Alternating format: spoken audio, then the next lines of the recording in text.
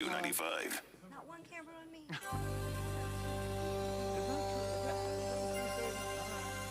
Okay. That was a joke.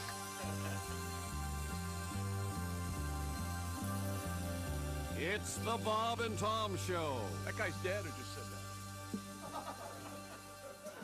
that. It was Don Pardo. Hello. The where? Just walked in. The late Don Pardo. Kidding. Just a Mario and Dreddy on the road, driving to the track last May. Weaving in and out, wasn't any doubt. Ooh, on my way, doing 85, when right before my eyes, over 1,000 cars before me. When the traffic would flow, I was just a Mario, but the race went on without me. He's coming. Just a Mario and Dreddy on the road, driving to the track last May. Weaving in and out, wasn't any doubt. Ooh, on my way, doing 85, when right before my eyes, over 1,000 cars before me.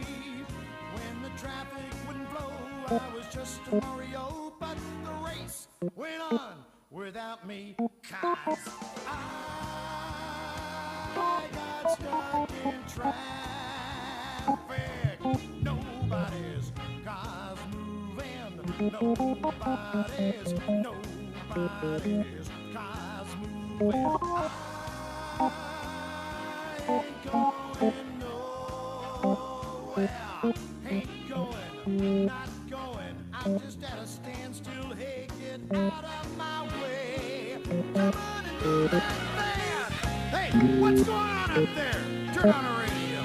They're playing Back Home again. It's 11 o'clock. Ah, no, this is Holland's voice. Skippity boppity bippity boppity, gentlemen, start your engines. I got stuck in traffic. Nobody's cars moving. Nobody's cars moving. I ain't going nowhere.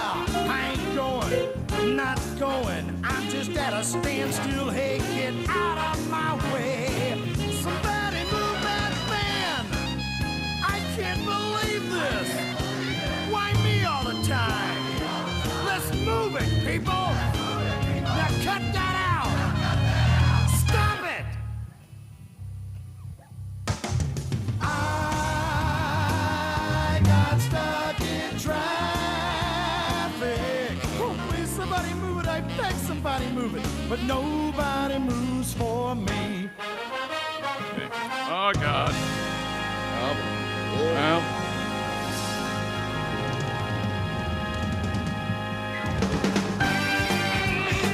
Good morning, live from the world's greatest race course, the Indianapolis Motor Speedway. Yeah. Woo-hoo. It's the Bob and Tom Show. We're broadcasting live from Legion Post 500. Yeah. As Josh pointed out, that's an incredible coincidence. Yes. Right across from the speedway. Yeah, who would have thought? Who would have thought? Would have sucked if they'd given him $4.99. That would have been a government response. Yeah. A damn government. Although there are many racers who have won the Indy 499. 497. Not won the big one, you see.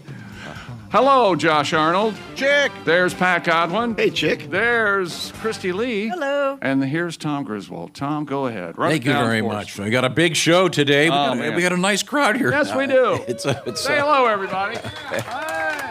It's interesting. The Indianapolis Motor Speedway will be hosting the world's largest sporting event. Somewhere upwards of 300,000 people in the same place. If you've never been to the Indianapolis Motor Speedway, imagine the biggest stadium I've ever seen, and then you can put, like 8 of them in there? Something like that. It's yeah. a very big place. There's a golf course in the middle. Yeah. There you go. There'll be a huge concert today. Today is known as Carb Day.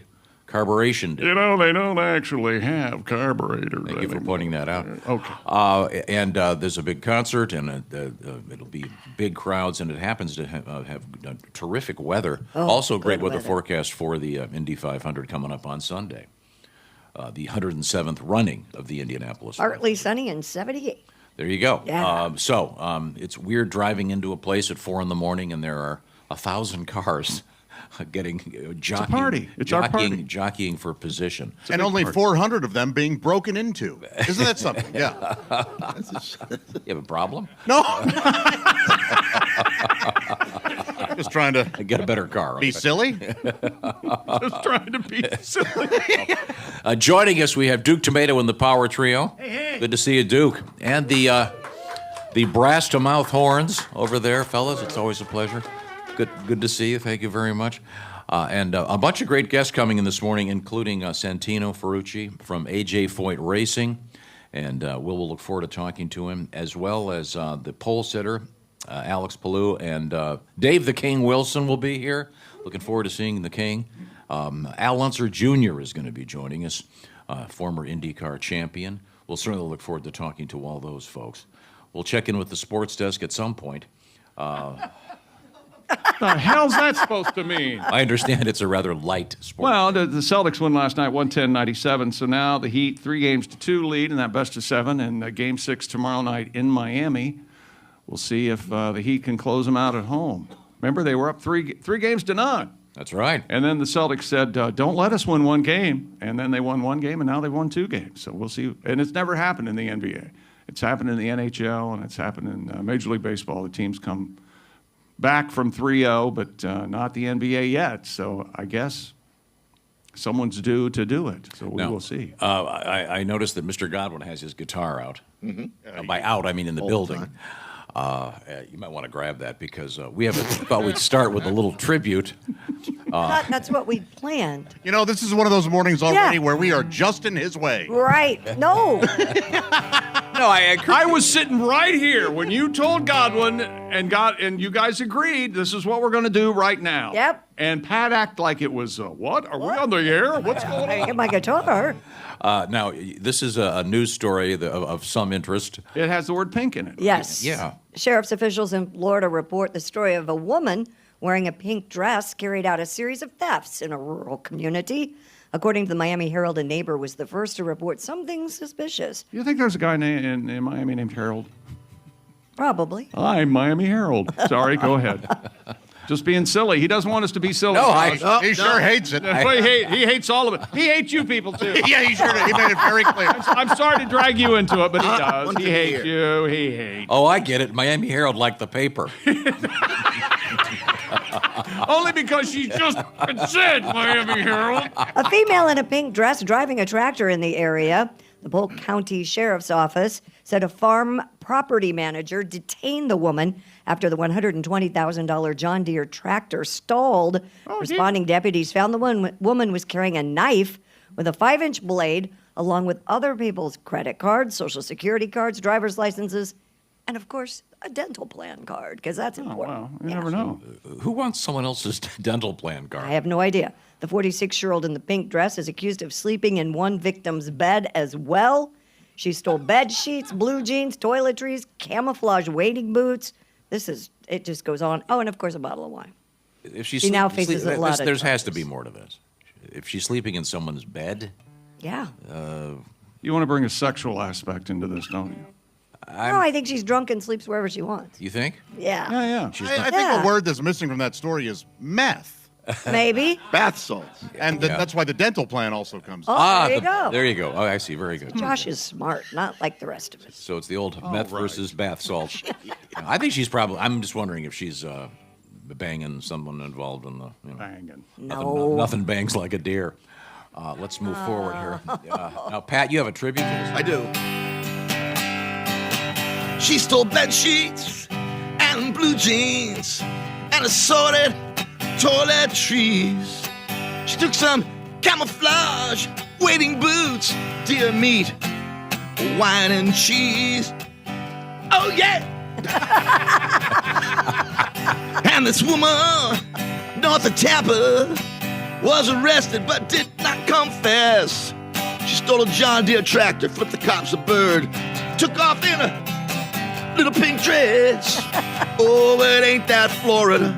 The insanity, ain't that Florida? From Pensacola to the Keys, baby, ain't that Florida? Home of the crazies, yeah. Little pink dresses for you and me. Yeah, yeah, for you and me. Hey, Yeah. we're done. Yeah. And did we say this yesterday? This guy named, there's a guy named, I'm going to say Joe Polish because it's Joe Zizadardowski. Hi, this is Joe. I'm packing bags, go up north to Central Lake in Michigan. All weekend, I'm going to slobber on the pink. Did we... Slobber Yes, on that the was what? what Tom referred to. That There's the story? Is that...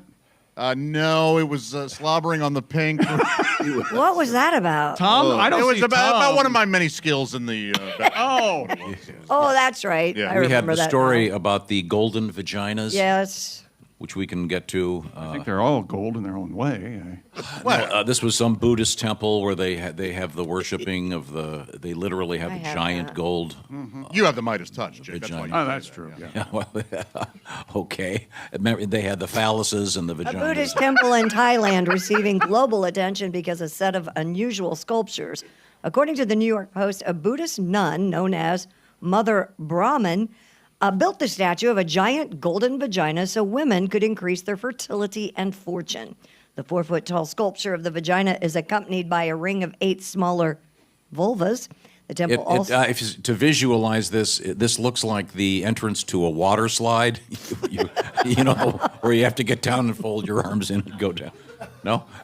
You ever go down a water slide, Josh? Sure, The old pink slurp. Pink slurp. That's the name of the water slide. Well, which is it? Slobbering on the pink or slurping on the pink? Which is it? There's Das Dukas and there's pink slurp. Das Dukas, yeah. That's it. That's a famous water slide. Right. Anyone know about Das Dukas? Okay, good. The temple also... Try leaving the state sometime. Now he's attacking them. Now you're Hey, I insulting told the you, audience. I told you he hates, Already. he hates everyone. 10 minutes into the show. Sorry. So that's how we got to the pink slobbering. I What the hell? Slobber on the pink. Okay, slobber on the pink. Now you guys are all up to date. Don't you feel like... We'll get back to that story. It has some other significant meanings. Well, I could keep reading if you'd like. That's okay. That's okay. Now, coming up, we're going to get a song out of Duke Tomato and the Power Trio. Duke, you want to do a little? You want to do a little Hello Fresh music for me? Ladies and gentlemen, let's hear it for Duke and the beautiful Bob and Tom horn section known as the Brass to Mouth Horns. Hello, Fresh? That's right. Hello, Fresh. Hello, Fresh. Hello, Fred. Hello, Fresh! Oh, that sounds good. I didn't know we had the Hello Fresh horns. All right. Thank you very much, Duke. Keep going. Hello Fresh is calling your name because 'tis the season for great food. How does Hello Fresh work? I'll tell you how it works. You get to pick more than... Yeah, tell us, Tom. Quiet, please do. Now, I've never heard self-loathing, so you're hating yourself. Who the hell's talking? I am. Oh, shut up, all right? I'm enjoying the music. Hello Fresh. Every week, more than 40 choices. They do the grocery shopping. They do the measuring. You put it together for great food. Now, here's how it works. They send you the box. Have some fun. It's perfect for date night, Josh. No, that's for me, baby. Okay.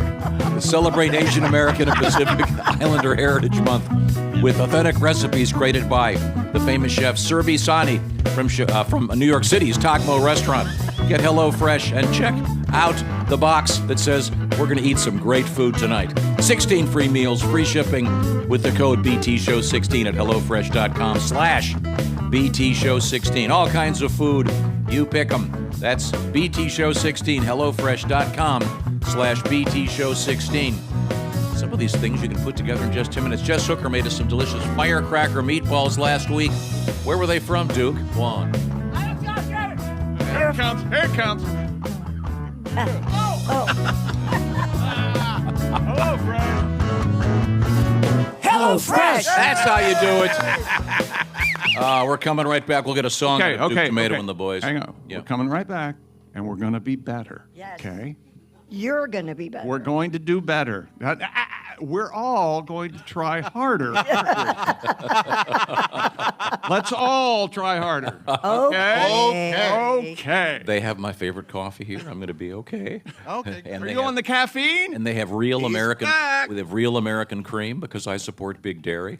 You are back, aren't you? Yeah, I had that almond milk coffee the other day. Okay, That well- tastes like pig vomit. right. We'll be right back. It's the Bob and Tom Show. Almond growers.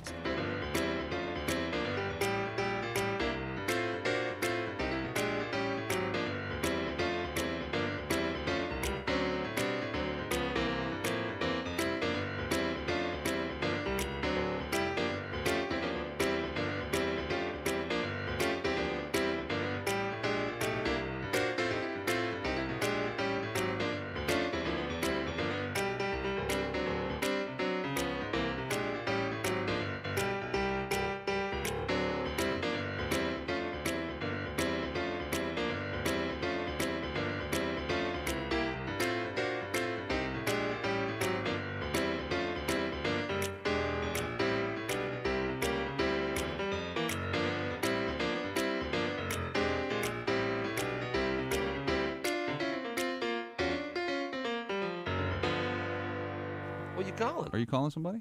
Yeah, I just calling the one of these special hotlines I like to call. Mm-hmm. You're gonna like this one, I'm sure. Okay. Hello, and thanks for calling The Animal Walked Into the Bar joke hotline. Oh, I love this. one. This is great. Brought to you by Paparazzi's Pizza. Wow. If you'd like to hear today's joke, please press 1. Oh, okay. What else is Press the other one, options? Wait a minute. Are there other options? No. Please No. press 1. Okay. A baby seal walks into a club. Thanks.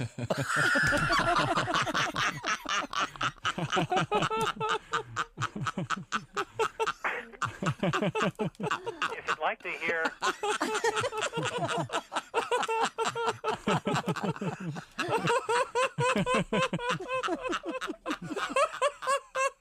That's it? I think there's more. There might be more. Press If you'd one like again. to hear a people walk into a bar joke, please press 2. Oh, press 2. Thank you for pressing 2.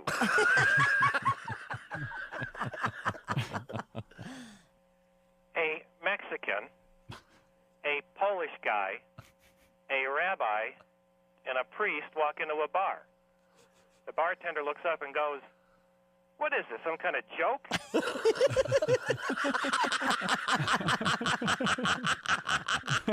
Is that it? That's it. Yeah. Press 1 again. See if he'll do the one about Let me try that again. Okay, Press 1. 1. A baby seal walks into a club.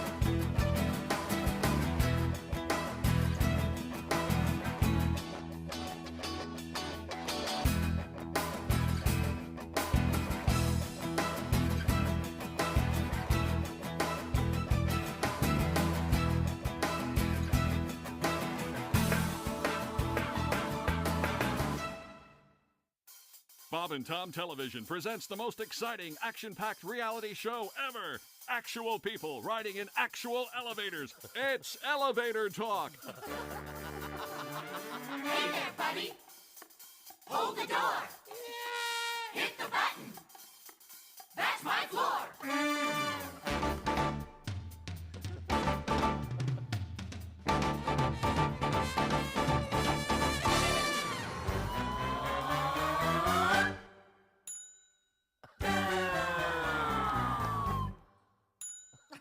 Don't take the stairs.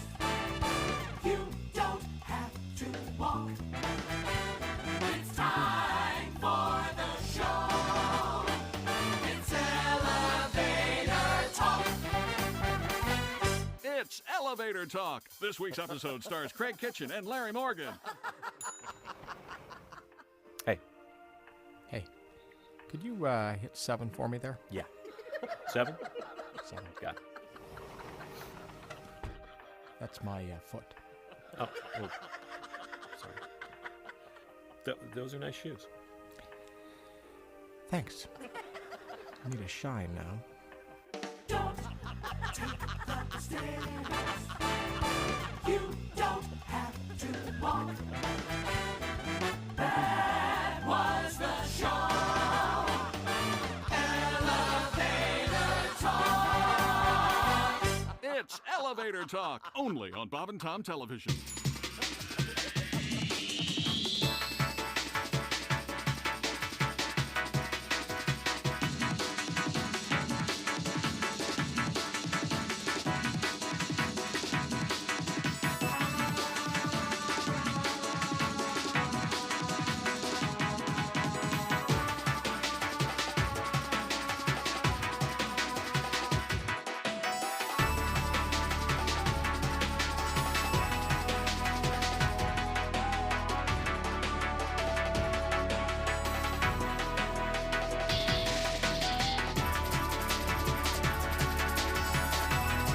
Bob and Tom Show. We're live in Speedway, Indiana, in the shadow of the Indianapolis Motor Speedway at American Legion Post 500. Good morning, studio audience. Hey! I'm Chick McGee. There's Kristi Lee. Hello. There's Pat Godwin. Hey, Chick. There's Josh Arnold. Hey. You're listening to Duke Tomato and the Brass to Mouth Awards. And here's Tom Griswold. Thank you very much. You're welcome. We're going to get a song out of these guys in just a second. Thank you very much, Duke Tomato. Now, yeah, that's great. Thank you so much, Duke. Got a great crowd here. Good morning and hello. Yes, hello. Indianapolis, Indiana, USA. Sunday, the site of the 107th running of the Indianapolis 500. Yesterday, we had a chance to talk with a bunch of the drivers, and we've posted all these interviews on the Bob and Tom YouTube channel. Some of them are really, really funny. And I learned something very interesting that I did not know. There are lots of statistics about the world of sports. I've never seen anyone do this one. After interviewing about 20 of these guys, I noticed that all of them had blue eyes except for 2. Thank you, Kristi. So I'm not sure what that means. What the hell? Yeah, it's amazing how many of these guys have blue eyes. Okay, here's a man who doesn't know. What's your eye? What's Chick's eye color? Muscular leg. I know there's a black part in the middle. Yeah. Looks at us every single day. Yeah. Could never tell what her eye color color. are your eyes? Kind of brownish. Okay. Brownish. What about depends Josh? What color are his eyes? From here, they look kind of black. on- Yeah, that's Like right. a shark. Like my Like his soul. soul. My point is, so you noticed strange drivers that sat down in front of you. Yeah, I Please was. tell me yes. Was that your first question to everybody? What color's color your are eye? No, when Drew Powell gets you were there, Noah. Am I right? After about the 6th guy, I said, wait a second. Noah's still scared of you. Yeah. Yeah, exactly. no, it's That's good. the way I like it. He says yes I know. to everything. I know. But yeah, and the interviews are really fun. We learned a lot of cool stuff. So if you're a fan, Like a lot of blue Like eyes. blue eyes. no, that's just one minor factor. I think Uh-huh. we learned. I'm quite surprised how few of the drivers have tattoos. Boy, hard-hitting stuff we learned. Okay. Oh, man. All right. What about hairstyles? I'm surprised you haven't talked about that. A couple of hippies, A couple of hippies. Yeah. All right. Okay. but not like back in the day, the old Jan Opperman, the huge hair. Yeah, and then we're going to speak with Santino Ferrucci, who's got quite the do. We'll be seeing that today, and he's driving for AJ Foyt, and we're here thanks to AJ Foyt and an outfit called Homes for Our Troops, an ABC supply company. Really cool thing that they're doing, helping to refit homes for disabled and injured veterans. It's a great program. By the way, if you go to any of the Bob and Tom social media platforms, you can participate, and they're going to be doing one of those matching funds things, thanks to ABC. So that's a super cool thing that we're going to be talking about a little bit later on today. Anyway, these interviews are great. They're on the Bob and Tom YouTube channel. Some really interesting stuff.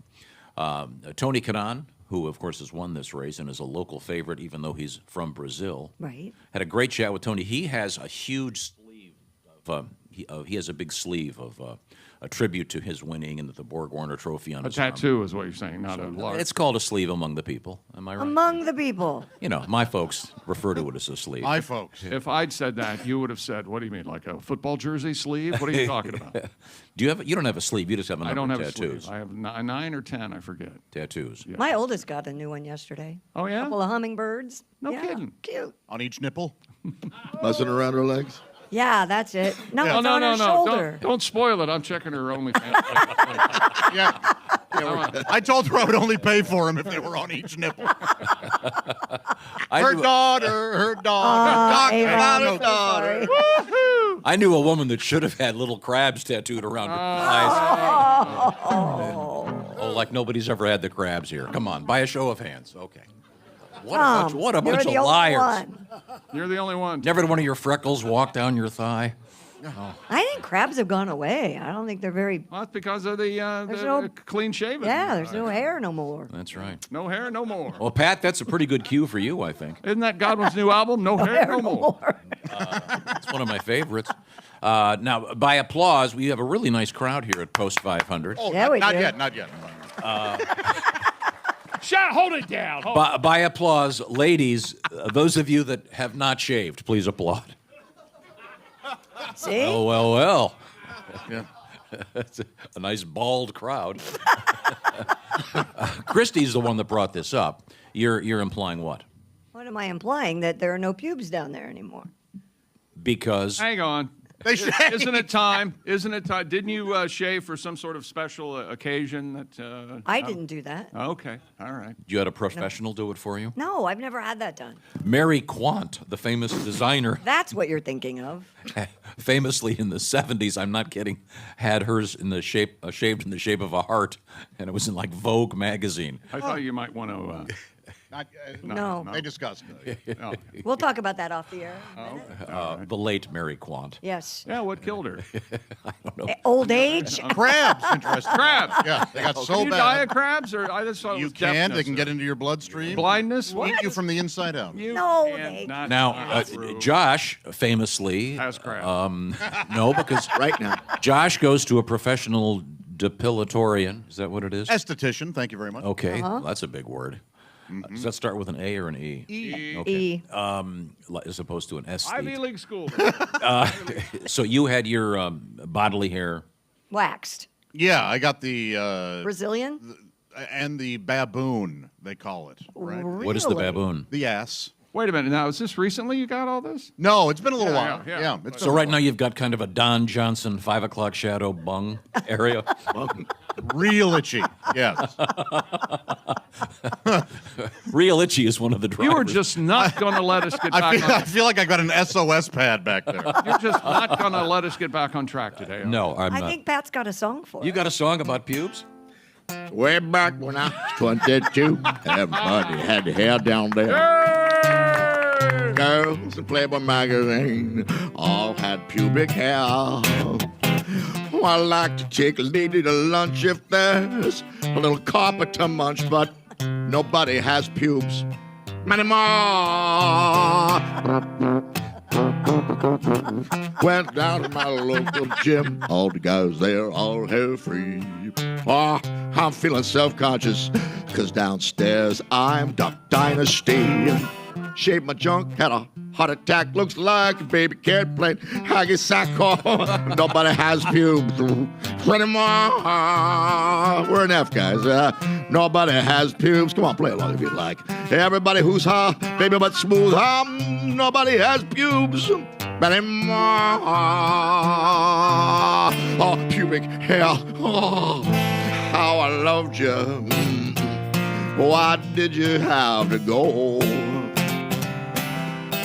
Dig she a pet or a fro like Jimmy Walker? I miss the 70s and a crotch like Chewbacca. All right there, Dickie boy. Had a day with a gorgeous girl till I was twice her age. I was hoping when we made love she had hair down there like Betty Page, Satchel Page, Jimmy Page. Now everybody's coochie's bare and I like a little Garfunkel down there. Nobody has pubes anymore. Let me hear you, PJ. Everybody. Oh, very nice. Well. Everybody's waxed and shaved, and I like a big bush at the top of the cave. Nobody has pubes anymore. All right. Pat Godwin. Nice job, BJ. Nice job. PJ Yinger on the flugelhorn. That was really nice. Thank you. Sir, how did your 12-year-old son enjoy that song? Okay, good. There's a young man in the audience. Oh, right behind you. I see him now, yeah. Sorry, youngster. Get used to it. Life is hard. Like, wait a minute. I just started growing them, and I have to get rid of them? Among the many topics today. Yeah, that's interesting, though. I think that we did have a serious scientific article about the lack of pubic lice in contemporary culture. You've never had any interest in getting rid of your what I assume? No. You have out. no idea what the psychological damage. Oh, that's right. I didn't reach maturity till the age of 18. So, that was rough. He's hanging on to every one he has. Yeah. Some say we're still not mature, so yeah. Yes, I meant in terms of that sort of thing. Right. Well, now, I thought we would switch gears and do some music related to the Indianapolis 500. And we have Duke Tumatoe and the Power Trio here, and this is a classic song from Duke. We are friends of the A.J. Foyt Racing team. And they're, by the way, they're part of a great program called Homes for Our Troops. And they're refitting houses for disabled veterans. Great thing, and we've got a link to that at the various Bob and Tom social media platforms, and ABC Supply is matching all the donations. So it's a cool thing. And you got a little tribute to AJ, Duke? Well, we do, but we play it once a year when we see you, so this ought to be really interesting. Be a little rough? Oh, yeah. We'll see. Cool. 1, 2, 3, 4.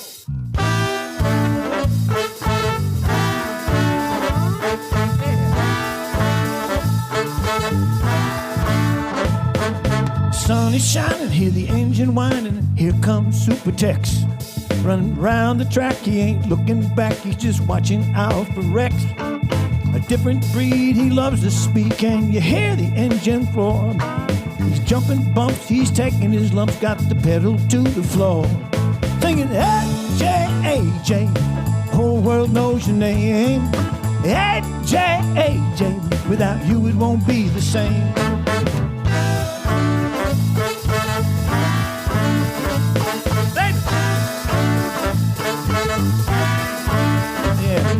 For 35 years he's heard the cheers. Indianapolis has been his thing.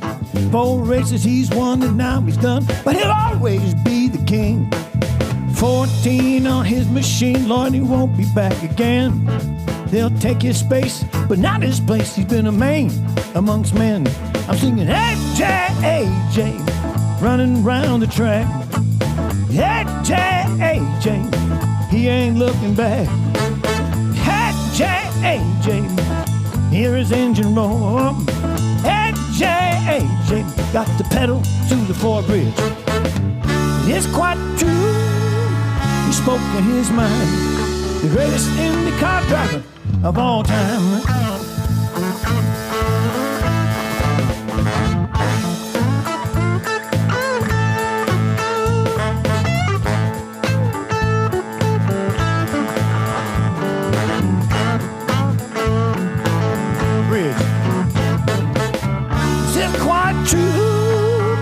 Spoke in his mind, the greatest IndyCar driver of all time.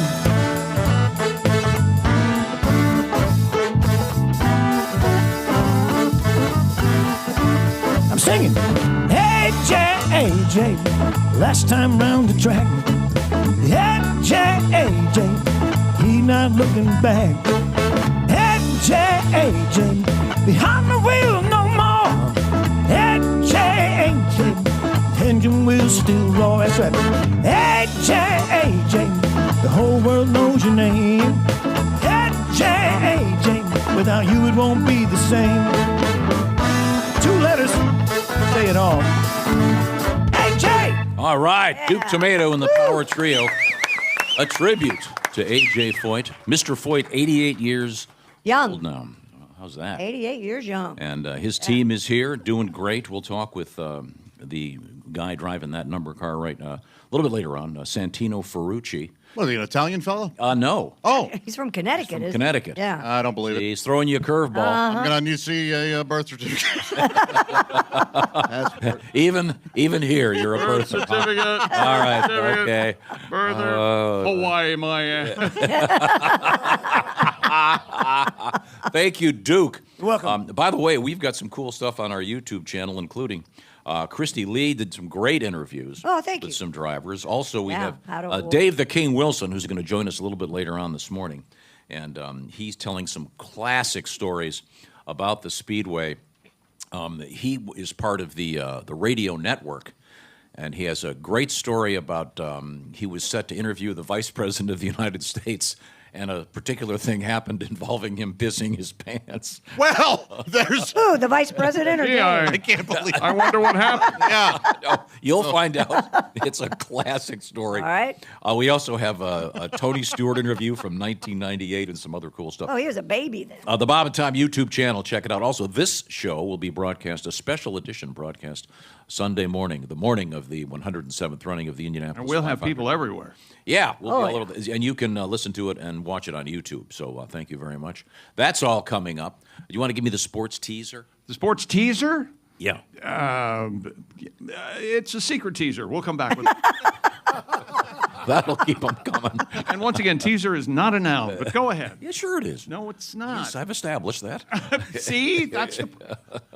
But first, why don't you ask me how I slept last night? How'd you sleep last night? Wonderfully on my sleep number bed. Did you? Oh, yeah. Well, what's your sleep number? Well, I enjoyed my 100 maximum firm sleep number mattress Oh, for that's well just over wrong. 45 minutes. Now, what is your sleep number setting, Miss Lee? 45. So See, that's, mine- so that's like a trampoline. Wrong. Yeah. That's gooey. Yeah. That's very unfirm. But that's your choice. That's right. This is America. The Sleep Number bed is designed so that everybody's happy because it has adjustable firmness. Unlike the regular mattress you get at the mattress store, it's just one firmness level, and if she doesn't like it or he doesn't like it, you're SOL. Get some real sleep with a Sleep Number bed, and they've got a very special program right now. You can save a staggering 50% on the Sleep Number limited edition smart bed, and there is a special financing offer for a limited time subject to credit approval. Details at sleepnumber.com/BT show. Also, temperature, very critical when you sleep. Sleep Number is taking care of that, too. They've got a bunch of beds that do a bunch of complicated stuff. They move around while you do to make sure that your comfort level is at its max. Okay, Josh, what's your sleep number set? 65. Thank you for asking. Tell you were itching to spit it out. Well, it's important that people know. Okay. there is a middle ground. Okay, very good, very good. We appreciate it. You'll love your Sleep Number bed. I love mine. Once again, sleepnumber.com/BT show. Mystery sports coming up. And, well, I'll give you a hint. There was a crash yesterday with an IndyCar driver, but it wasn't on the... It wasn't on the speedway. It was on the race course. Wow, okay, we'll find out. Close to the race course. Also coming up, we're going to talk with Unser Jr., and we'll talk with some of the folks from A.J. Foyt Racing. Very exciting stuff. This is the Bob and Tom Show.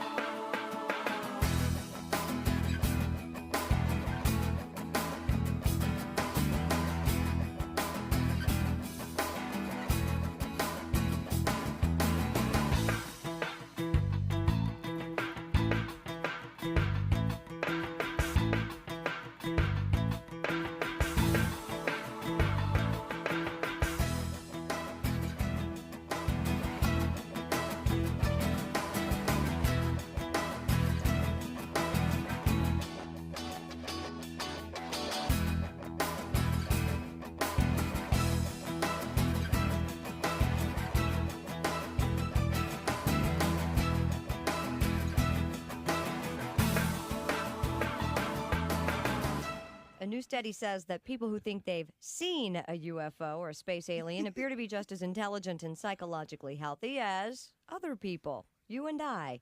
A report in the November issue of the Journal of Abnormal Psychology says that researchers found that UFO reporters scored no worse than other people on tests of psychological health, intelligence, and fantasy proneness. So people who see UFOs aren't just like weirdos? No, UFO claims are real. He's just saying that the people are not as loony as some had suspected. We have a caller here, apparently. Yeah, morning Q95. Oh, yes, Bob and Tom. Yes. Yes, my name is Benjamin Johnson. I'm a noted lawyer, and I'm proud to say that I've seen UFOs, and I'm glad to finally a report has come out letting people know that we're not abnormal or lunatics.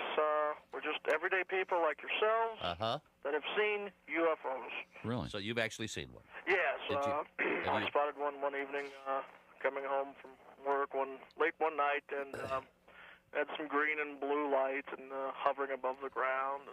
Have you ever been aboard a UFO? Well, as a matter of fact, I have. You have? It abducted me and took me up for a little ways, and it seemed to perform some type of experiment. I don't really know exactly what it was, but I just want people to know that I'm not a lunatic. This is something that happened, and people should be a little more open-minded about this. And we should all just try to get along and not imply that we're lunatics just because we happen to have seen So obviously, you said you're an attorney. Yes, I'm an attorney of law. Offices.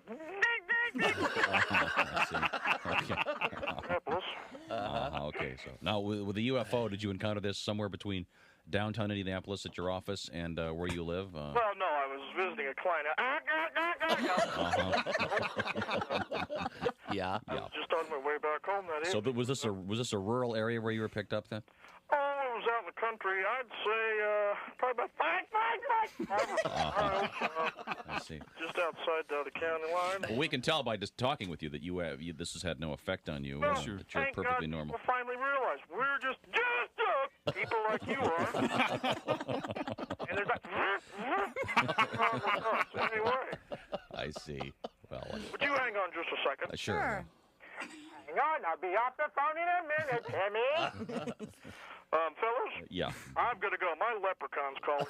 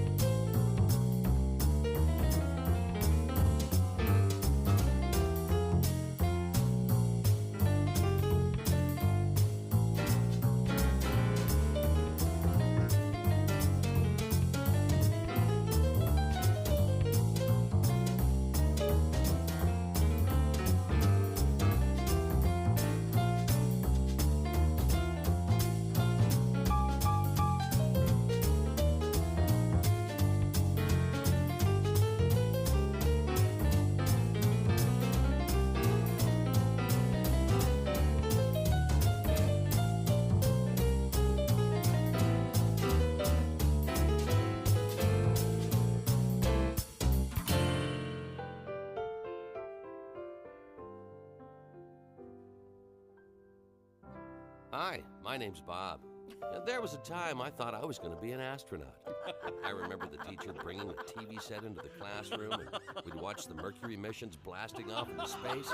I knew the astronauts wore cool spacesuits, drove Corvettes, and they all enjoyed a powdered drink called Tang. I love Tang, but it's hard to get. It puts me in orbit, so tasty and wet. I look for Tang all over town, so sweet when it's going down. Tang, so tasty and juicy, it takes me to the moon. You scoop it with a spoon. Spoon Tang. I love Tang any time of the day. I know two girls who feel the same way. I'm gonna meet up with them soon. We're gonna have an afternoon. Tang, so tasty and juicy, it takes me to the moon. You scoop it with a spoon. Spoon Tang. You know, I thought about outer space a lot back then. And I guess, like a lot of guys, I had an imaginary astronaut friend. His name was Tom. Hi, Bob. Oh, hi, Tom. And you know, we'd take a lot of trips together to outer space, way beyond the moon, to an imaginary planet we called Poon. Tang, so tasty and juicy, it takes me to the moon and the planet Poon. Poontang.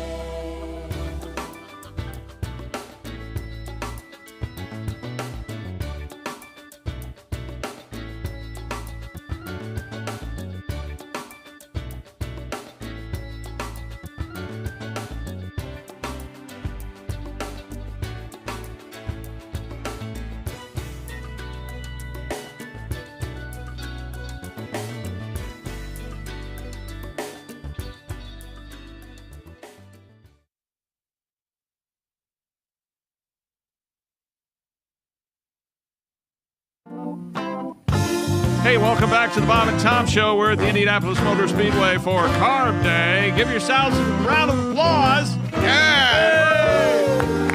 Kristi Lee is here. Hi. There's Pat Godwin. Hello. There's Josh Arnold. Chickster. I'm Chick McGee. Here's Tom Griswold with a very special guest.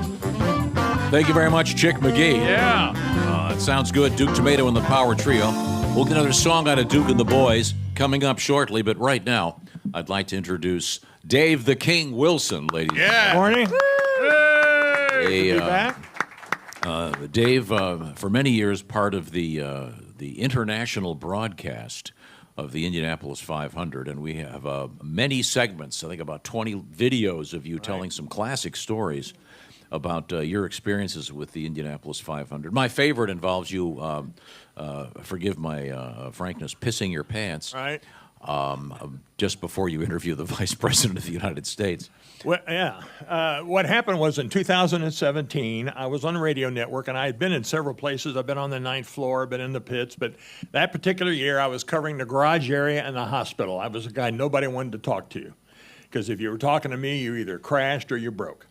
And it was about a half an hour before the start of the race, and the garage area is empty. I'm the only one back there. Everybody out is on the start-finish line and waiting in the pits for the race to begin. And that was the day that Mike Pence had just been elected vice president and was coming back to the 500 as a vice president for the first time. He'd been there as governor and, of course, many times before. So I was selected to interview the vice president. About 30 laps into the race, I was going to go to the turn 2 suites. So it's a half an hour before the start of the race, and I'm thinking, man, I better take care of some business because things are going to get pretty busy, because oftentimes the first lap, there's an accident. I'll have to go to the hospital and cover that, and then in 30 laps, I'm going to talk to the vice president. So I go in the bathroom, getting ready to take some business here. I got my belt on, it's holding up my pants, and I got another belt on that's holding up all my radio gear and, batteries and things like that. So I'm getting all situated, and I'm holding the radio network belt with one little finger, and things are going swimmingly, and suddenly my little finger slipped off the belt, and the river jumped its banks. All over the front of my pants. Oh.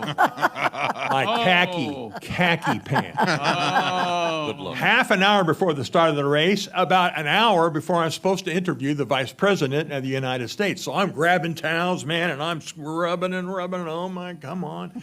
And I was the only one back there, so I jump on my golf cart and I drove to the south part of the garage area. I'm facing the wind, I'm facing the sun, I'm just standing there going, come on, Mother Nature. Help me out. Well, she did. She helped me out. It dried my pants because I can't fathom what the Secret Service would have said if I walked up to talk to the vice president with Lake Michigan on the front of my pants. But we went up there and I interviewed the vice president. Nobody crashed on the first lap. I talked to the vice president. Everything went great. But every square inch of the infield of the Indianapolis Motor Speedway is covered by video cameras. So I know some guy was up on the 9th floor of the pagoda looking at a monitor going, will you look at that? Wilson pissed his pants. Oh, that's a classic. You're a veteran. You've been coming to the race since you were a kid, right? Right. I grew up right down the street here at 30th and Georgetown. My first time there was in March of '63 watching tire tests. And then my first 500 was '67, so this will be my 56th Wow. Indianapolis 500. Very cool. I was in the media 38 years. I was on the radio network 18. And, the Indianapolis 500 is in my blood and has been for many years. And, of course, worked with you guys doing 500 coverage where we had so many fun times. One of my favorites happened to be one time when the King, the character I was doing, Elvis, we were at the Indianapolis Motor Speedway. We were in Tony Benton's garage, and, of course, the King, Elvis, and AJ is the King. So we're in Tony Bentonhausen's garage, and I'm talking to a guy named Bob Eastman. He does a perfect AJ Foyt. Unbelievable AJ Foyt impression. He walks like him, talks like him, waves like AJ. It is phenomenal. So we're back there, and we're having a battle of the Kings. Dave the King and AJ the King. And I'm saying, oh, man, AJ, I tell you what, let's do. Let's take our shirts off, have a belly bucking contest right here in the garage. Oh, thank you very much.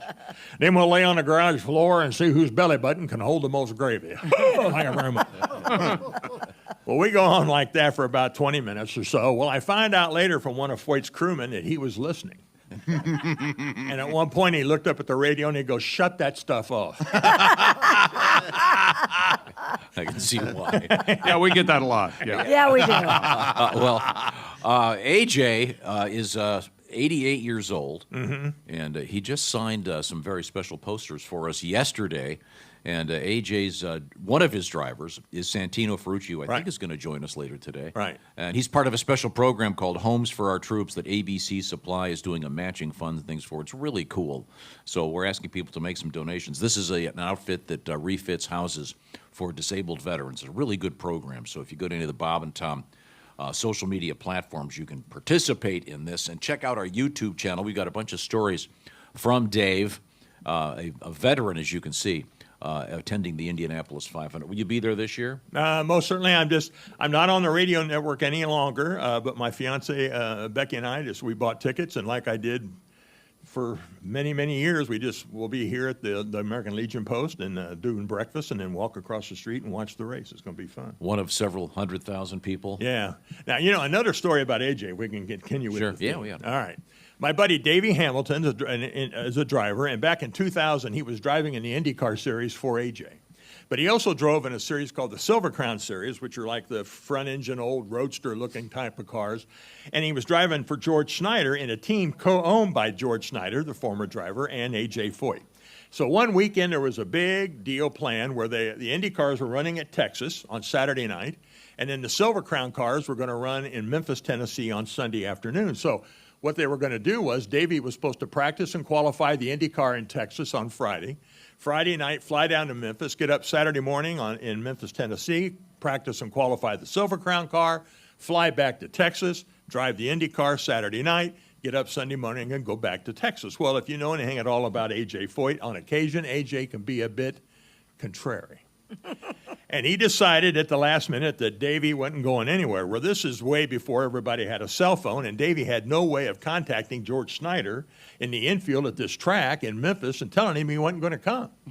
So he just doesn't show up. Well, Davey goes ahead and runs the race Texas on Saturday night, finishes second. And he's got a ticket, so he gets up Sunday morning and he thinks, well, I might as well go down and see what Snyder's doing. So he flies to Memphis, gets there. It turns out Snyder, who had been retired for a lot of years, went ahead and got in the car and qualified the car when Davey just didn't show up. And when Davey got down in the infield and informed him he didn't show up and he had to qualify the car because A.J. just changed his mind, oh, Lord, was Snyder mad. He was stomping and thumping, and finally Davey got him slowed down. He goes, look, tell me about the car, George. Let's move on. And Snyder goes, well, there's problems with the steering. Davey goes, steering? How can there be problems with the steering? The guy goes, yeah, well, the wheel kept rubbing my belly. So Davey gets in the car. He has to start last because he didn't qualify it. It's a 100-lap race, and boom, Davey's picking him off. Gets down to 3 laps to go, and Davey takes the lead. And all of a sudden, he looks down and he sees the oil pressure gauge headed for 0 and the water temperature gauge headed up to hot. And he gets on the radio. He goes, Snyder, this engine's going to blow up. Snyder comes back and says, I don't care. You keep your foot in it. You keep going as hard as you can.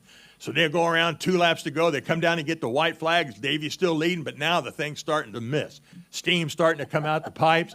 He gets back on the radio because these are $75,000 engines even back in 2000. Snyder, this thing's going to blow up. I don't care. You heard what I said. Keep your foot in it. You go as hard as you can.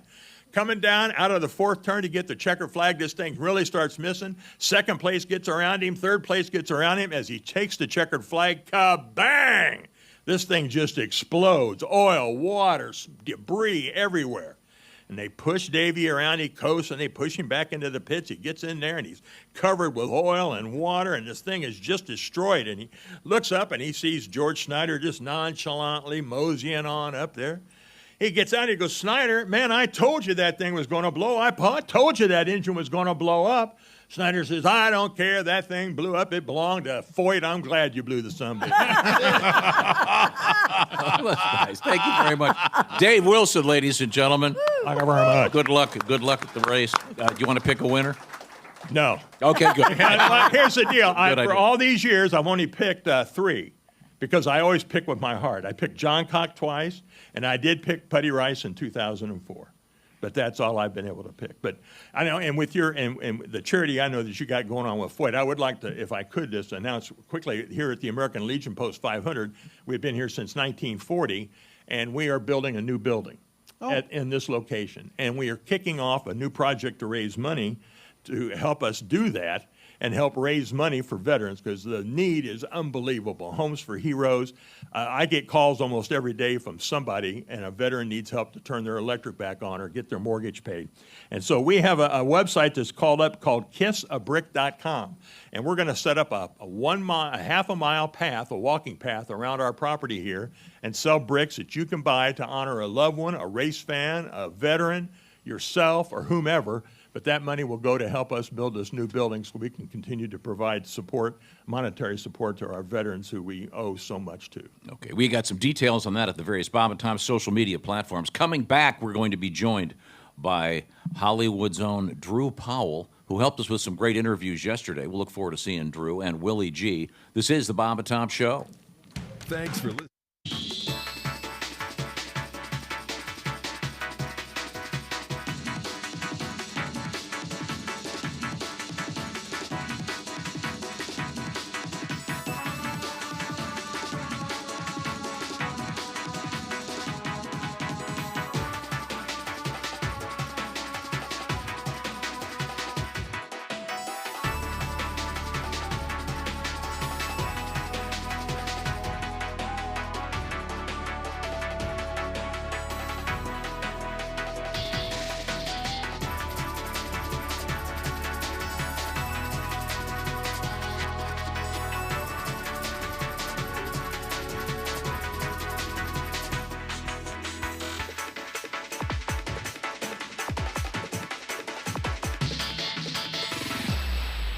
Famous for getting his butt glued to a toilet seat, and it's time now to hear from him in a new segment we like to call Ask a Man Who Is Glued to a Toilet Seat. We have the man who is glued to a toilet seat on the line, so let's go to the phones for your questions. Hello, you're on the air. Hi, thanks for taking my call. Listen, I've been dating this woman for a couple of months now, and I'm starting to have real feelings for her, but none of my friends seem to like her. What should I do, man who's glued to a toilet seat? Help! Somebody help me, please. Can anybody hear me? Hey, some jerk put glue on the toilet seat. I'm trapped in the handicap stall. Hello? I'm not handicapped myself. I just like the extra roominess. I really didn't mean any harm. I just figured even if Stephen Hawking is here picking up a few sheets of plywood, what are the chances of him needing to pinch one off at the exact same time I do? And I apologize if handicapped isn't the correct term. What is it they prefer? The conveniently parked? God, why won't someone get me out of here? Or at least throw me a magazine.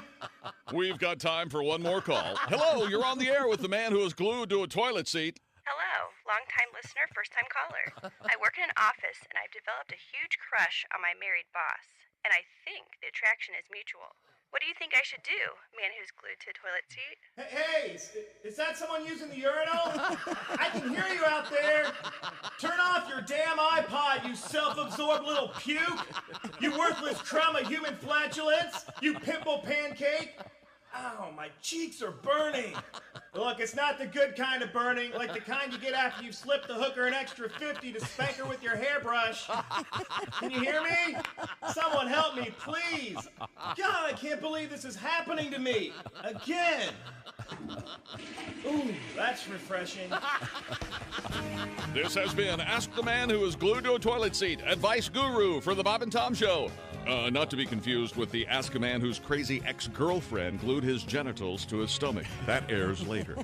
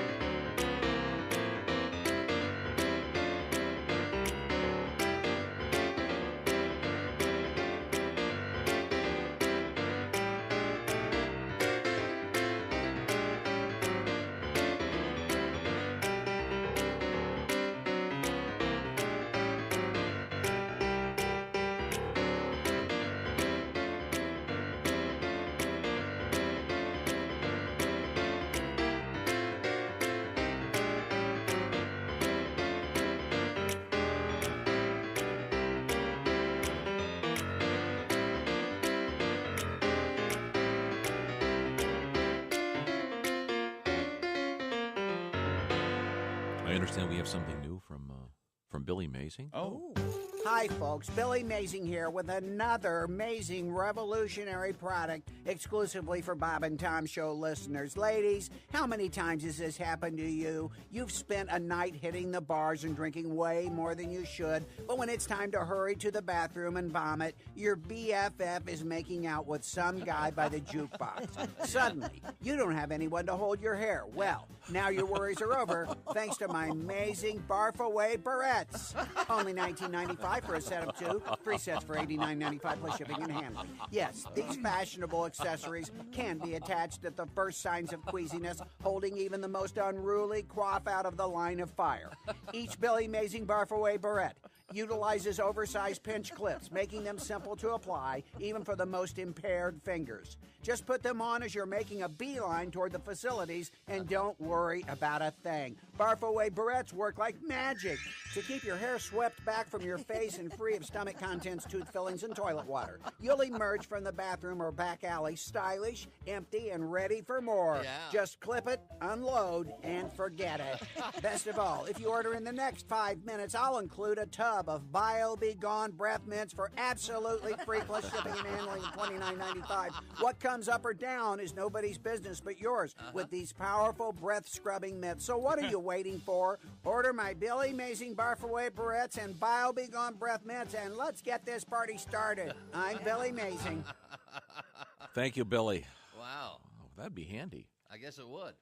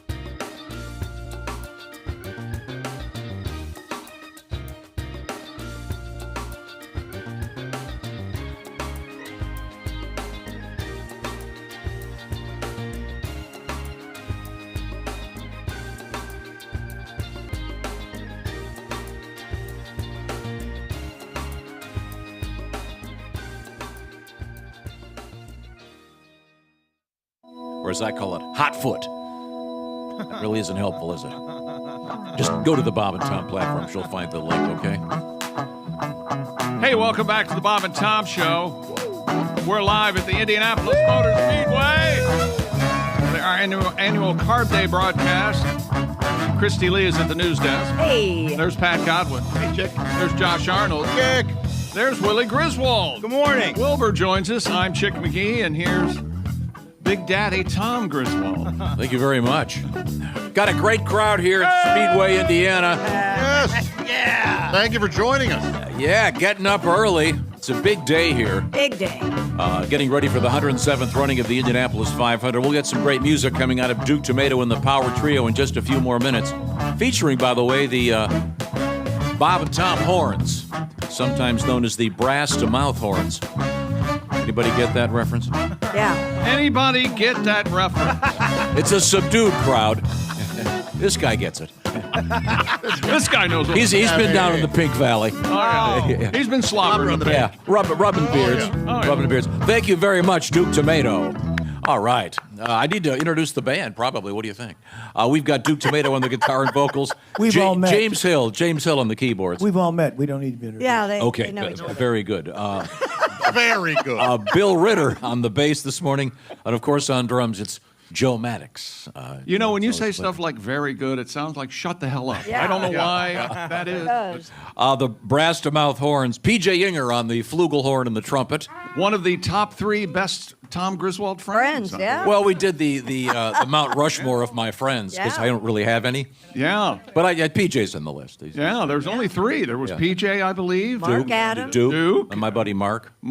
I don't think, was Duke on the original list? No. No, I don't think so. It was Haywood. It was Haywood, yeah. Uh-oh. PJ? Yeah. Yeah, how about that list, Pat? Was that a good list? You know, the good thing about Tom's list, though, is there will be a vacancy soon somewhere. Now, do you mean by death or just by... It's always changing. Yeah. Did I mention on the Barry, it's Neil Broker, ladies and gentlemen. Good to see you, Neil. Thank you very much. We certainly enjoy your work. Now, it's time for something special. No one ever thanks the saxophone players. Yeah, but they don't say, we enjoy your work, okay? When is the last time someone came up to you in the street, Jay Young, and said, I certainly enjoy your saxophone playing? It's never happened. See? Well, that's a shame, yeah. Isn't that awful? Right now, we're preparing something very special. Sweet, baby. This is our usual Friday 9 o'clock hour feature, or late in the show. Well, and you use the clocks you're working with wherever you are right now. Right. Yes, Yeah. it's Tom time. Okay. But I will take this opportunity to point out that a special edition of this show will be fed internationally on our YouTube channel beginning at 7 o'clock on Sunday morning, so please join us. Right now, ladies and gentlemen, as you can see, we've made some changes on the dais. Joining us, the bearded wonder, it's Jeff Oskey, ladies and gentlemen. Jeffrey!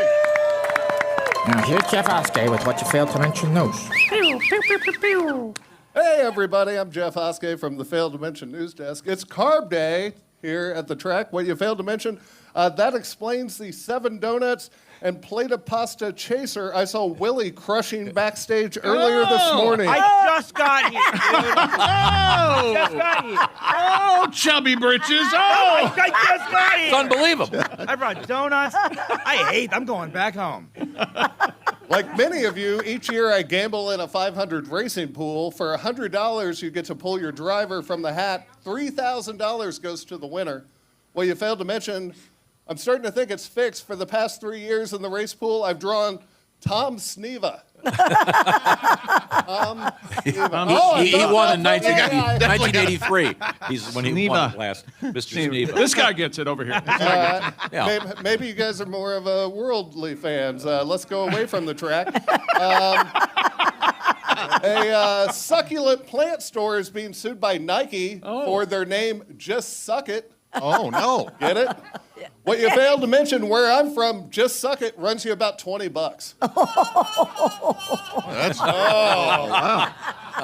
Oh, that's toothless.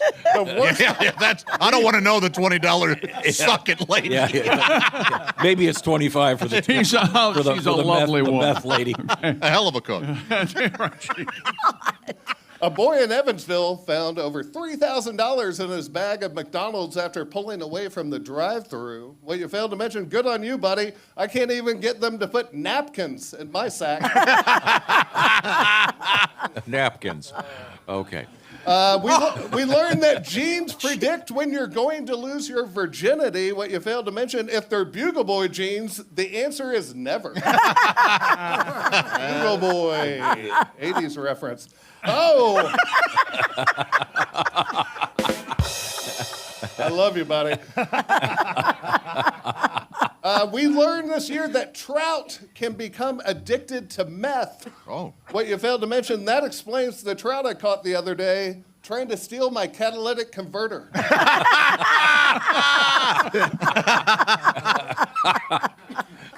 There's now a pizza serving robot. What you failed to mention is actually a guy named Dave who identifies as a robot. It's a wacky world, isn't it, Jim? Change. It's confusing. A new ultra-white paint could help cool off buildings and reduce the need for air conditioning. What you failed to mention, the paint is so white that it summers in the Hamptons and spends its winter downhill skiing in Vail with the Griswolds. That is the white paint. That is white. Blue. And finally, the 500 is famous for the snake pit. As a teen boy, I couldn't wait to go. Well, you failed to mention, when I got there, there were no snakes, there were no pits, just a bunch of signs saying, show us your... I'm Jeff Oskey, and this is Failed to Mention News! Thank you very much, Jeff. Very nice, very nice. We have a bunch of cool interviews on our YouTube channel. We talked to a bunch of the drivers. Kristi has a bunch of cool stuff. Willie G has a bunch of cool stuff that is posted. Dave Wilson's got some stuff. Yesterday, Drew Powell and I, along with some of the other guys from our staff, interviewed a whole bunch of drivers. I came away astonished. Here we go. How many of them have blue eyes. Yeah. This is one statistic you will not find anywhere else. There's a reason. Well, I think it's interesting. I think the percentage of blue-eyed drivers is significantly higher than the percentage of blue-eyed people in this country of ours. Not sure what that tells So what you're saying is blue-eyed people drive better? Perhaps. I think it's an interesting... And aren't you, answer this, sir, aren't you, don't you, for the Senate committee to hear you, aren't you an owner of Blue Eyes? Yeah, that's correct. Yeah. Okay. But we'll ask Mr. Powell when he gets here. We all noticed that. Why the hell ask him? He's not an expert. But he has blue eyes, and he was with me yesterday. You're getting so weird. You got to do something about this. Willie came up to me when he got here, and he goes, so, how's it going today? I go, well, we're in front of people. Dad's being a little weird. Yeah. And he goes, oh, yeah, I know. Yeah. And you're filling the bill there, Thank pal. you very much. You're welcome. We're looking forward to talking to some of the drivers. We're also going to talk with the veteran Unser Jr. today. Did you see Willie's donut holder? Look at that. Check this out, y'all. This is how Willie eats a donut when he doesn't have a plate. Not bad. Not bad at all. Not bad. You put it around the straw. I did. I put it around the straw. That's Oh, I've noticed too that you're not taking bites all the way to the hole, of course. So here's the thing. I got probably 3 more bites. It's going to get really dangerous. It's going to be a mess. Yeah. I don't know what's going to happen. So Wow, okay. Lick the donut. Huh? That sounds... Slobber in the pink donut. Once again, we don't like to apologize. Weird. Is that worse than slurping the pink from yesterday? Slobbering the Slobbering the pink, and then the pink slurp was the one. That was slide to go down. The pink slurp sounds like something new at Dairy Queen. Or Melissa Etheridge's new album. Changing world, Tom. A lot of different people out We're all just trying to adjust. Well, not all of us, apparently. Coming up in sports. Okay, you got me. Coming up, though, I want to hear about Josh Arnold and his backyard situation as far as food goes. That's what I want to hear about. Well, and why wouldn't you, chicks? That's right. That's me. Father's Day right around the corner. Get Dad what he really wants, Omaha steaks. Duke, shut up. Perfectly. Oftentimes you'll hear that in Josh's backyard. How you like your steak? Duke, shut up! But much like Dr. Duke Tomato, perfectly aged and always tender.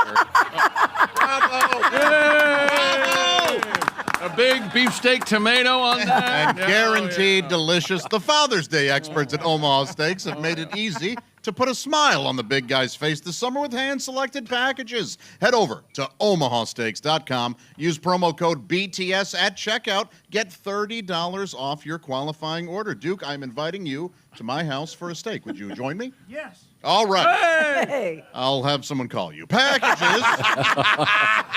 He never comes to my house. Oh, he was my friend. Oh, you're friends again. Omaha Steaks.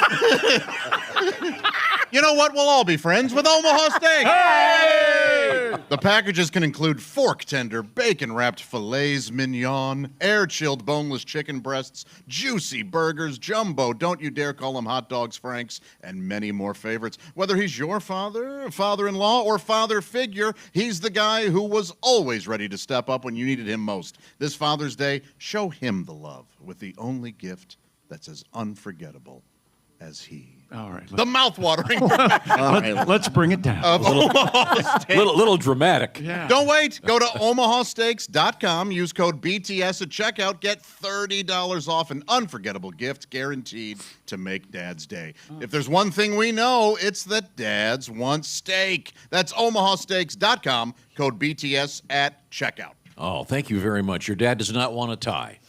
If you're going to get him a tie, get him a ladder and something he can kick out from underneath his feet as he dangles from a rafter. No reason to. Some don't make it on the outside. The world went and got himself in a great big hurry.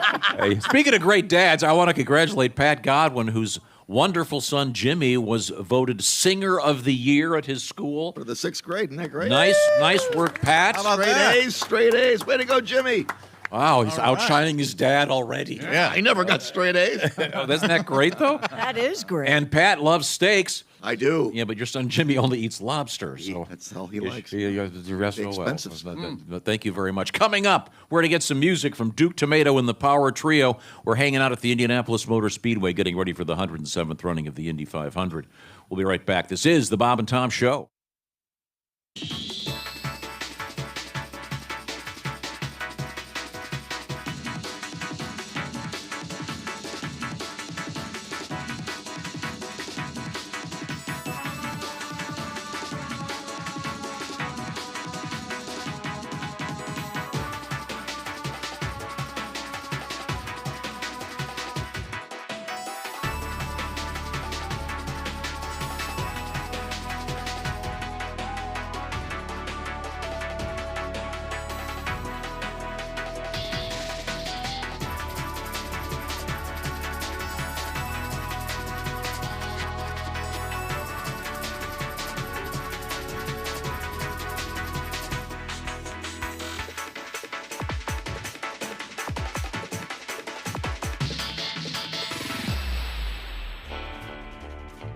And now, Bob and Tom Television presents the Bonanza Reunion Show.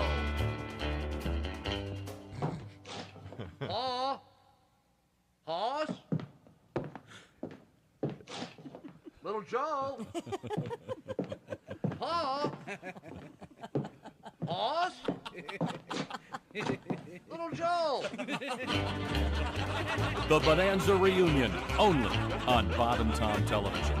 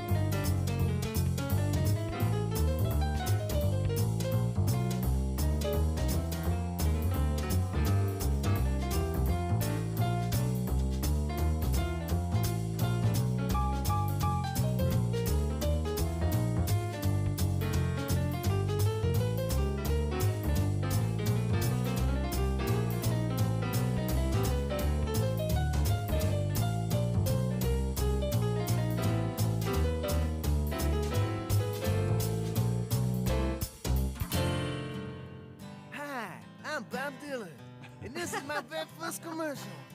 Now I'm gonna sing for you. When the wind was blowing like a rolling tambourine, On my big brass bed, my boot heels were wandering. And heaven's door was knocking, and I was tangled up in blue. Well, how does it feel when the times are changing too? You know, my singing was getting a little hard to understand. That's when I discovered the Breathe All Right nasal strip. You know, just like the ones that all the football players wear. I can breathe better and just listen to me sing. Here, let me put this thing on. The wind was blowing like a rolling tambourine. On my big brass bed, my boot heels were a wandering. Heaven's door was knocking and I was tangled up in blue. How does it feel when the times are a-changing too? And not only do I sing better, listen to my harmonica playing.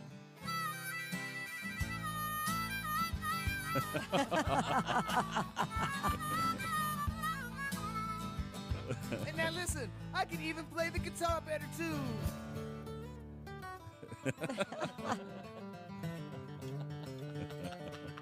Wow. And it's all thanks to Breathe All Right nasal strips. So go to your drugstore and knock, knock, knock on the door. Tell him Bobby Zimmerman sent you. The answer, my friend, was blowing in the wind. I just couldn't smell it till now. Oh, my Breathe All Right thing just fell off. They got stuck on this damn harmonica holder. Oh, and for you ladies, there's a Breathe All Right that's made just for a woman. It'll make you breathe just like a little girl. Everybody must get a Breathe All Right today.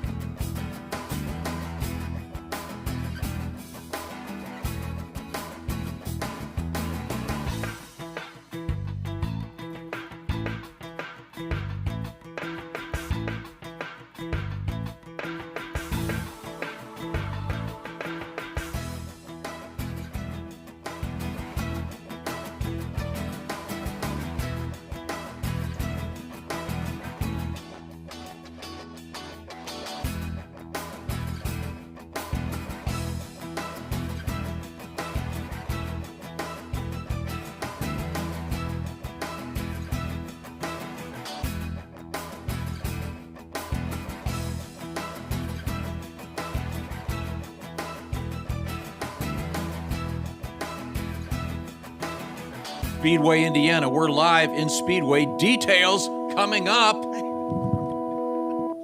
Hi, welcome back to the Bob and Tom Show. Hey!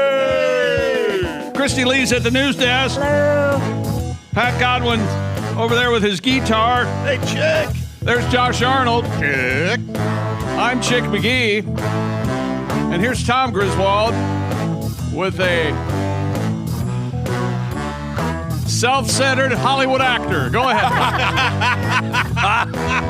Guilty. Hi, baby. I'm just enjoying a little bit of music from Duke Tomato and the Power Trio. Ladies and gentlemen, no radio show would be stupid enough to do this, but here we are with this great crowd this morning. We also have, of course, the band, including the brass to mouth horns. We're going to hear from the boys in just a second, but right now, without any further ado, from Hollywood, it's Drew Powell. Hey. Oh, it's great seeing you, Drew. What's up, guys? You're getting more handsome. How's that possible? You know, it's goat's blood. Yeah. You Hollywood weirdo. All the Hollywood people do it. Yep. Yeah, a lot of sacrificing going Hey, on. listen, I spent the entire day with the Griswolds. I got up in the morning. I went to the track. Tom and I did interviews all day long, which were, if we do say so ourselves, very good. They're so funny because these IndyCar drivers are so used to getting the same, who's going to win the race? the same stupid question. How fast can you drive? We talk about interesting stuff. What do you drive off the track? You know, is it like a CRV or one of them Honda cars? Honda or a Chevy? No, we didn't do that. We had a great Chance time. we could hear some of those? Later. They're all. Thank you for shutting up. They're all on our Bob and Tom YouTube channel. Oh, cool. We had a lot of fun. And then I ended the day, though, Tom, with the younger Griswold, who opened at the Vogue for Joey Molinaro, and what killed? He killed. All right. All of his jokes are about you, Tom, so that's why it's so fun. Woo! I'm the best. Hell yeah. People seem to like that. Yeah. Now, it's always great to see you. We should point out that you are an actor in Hollywood. Indeed. And got plenty of time to be here because everybody's on strike. Right. Yeah, we want to be paid for the work we do. We can't say our own line. We expect to buy goat's blood. We can't be paid. And you have a song coming up, an original song, I understand, about the current situation in Hollywood. I got the blues. Okay, now you have also been on Broadway. Indeed. In a production with Pee Wee Herman. Yeah, not many people can say that. I played a mute dancing bear in the Pee Wee Herman show on Broadway. Well, you heard that right. Not entirely mute, though. That's right. I was watching Pee Wee on Broadway. You know how you do. You get home, you start surfing, and this was like 2 months ago. I'm doing this. I'm looking around, and Pee Wee live on Broadway. And I go, gee, I wonder who's in that. I just thought to myself, I wonder who's in the bear suit. And he takes his head off at one point. I go, is that Drew? I had no idea. I had no idea. I would have loved to have seen your face. Oh my God, I could, and I had to go to Google. And is that him? And is it somebody who looks like it? Is it true that you met Pee Wee when you were an usher at a movie theater? Sarasota, Florida. Yeah, it was a very sticky floor. Wow, that is on point as usual. It's a rough crowd. PJ, top 3, right there. Yeah, but I also did not only the mute dancing. I was the voice of Randy, Mr. Window, and the Flowers. Yeah, that's so. Someone's coming. Yeah. Hey, Pee Wee, how you doing? Oh, Randy, Randy, a real troublemaker. Oh yeah, you wanted to make him smoke and stuff. Oh yeah, he did. Now coming up, you're going to be. Can I say the Curb thing? Okay, you're going to be on Curb Your Enthusiasm. Indeed, yes. Couple of episodes. Yeah, we got a lot of Curb fans. That was a trip. I don't know if people know this, but there are no lines. There's no script in Curb. They give you an outline of what you're supposed to do, and then you got to come up with it. So there I was, racking my brain, trying to be funny with Tracy Ullman and Larry David and all those. No pressure. No pressure at all. But it was really great experience, and that's in October. And a couple other movies, too. Good. Okay. All right. We're Very busy. good. We're staying busy. And we're going to have a song coming out of you. And we will be hearing from you also race morning.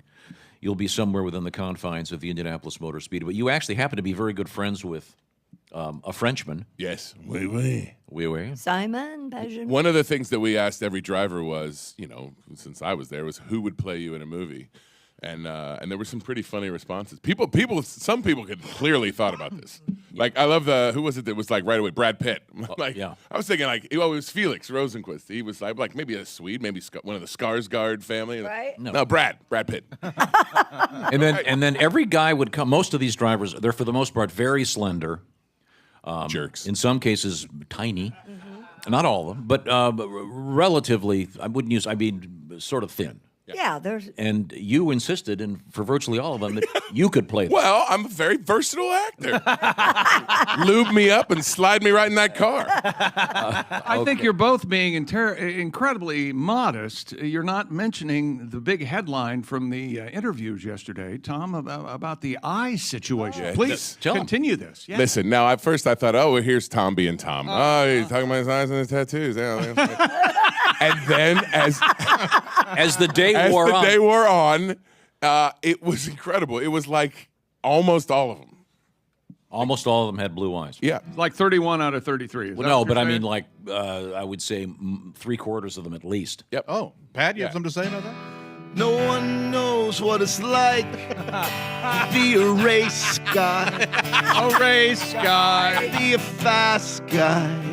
Fast guy. Behind blue eyes. Nailed it. Amazing. Yeah. I'm not sure what the significance of that is, but no one's ever noticed it before. It really became weird after a while. I know. I think we need to call Bill Nye the Science Guy and get to the bottom of this. Yeah. Another blue-eyed guy. We had a lot of fun. I would recommend you watch the interviews. They're on our YouTube channel. Willie did a bunch of cool stuff also there, as well as Kristi Lee. And it's just a lot of fun, having a lot of fun with the drivers. And you're like I said, really good friends. Yes, Simon, my good buddy Simon. Simon was a fan of Gotham, a show that I did, and so on the Twitter machine, we were back and forth, and I said, well, hey, I'll give you a tour of the set if you get me into the 500, and sure enough, he got a tour of the set, and I was on the grid at the 100th running of the 500, so I definitely got the better end of that deal. And now, at one point, was Simon the one who had the dog?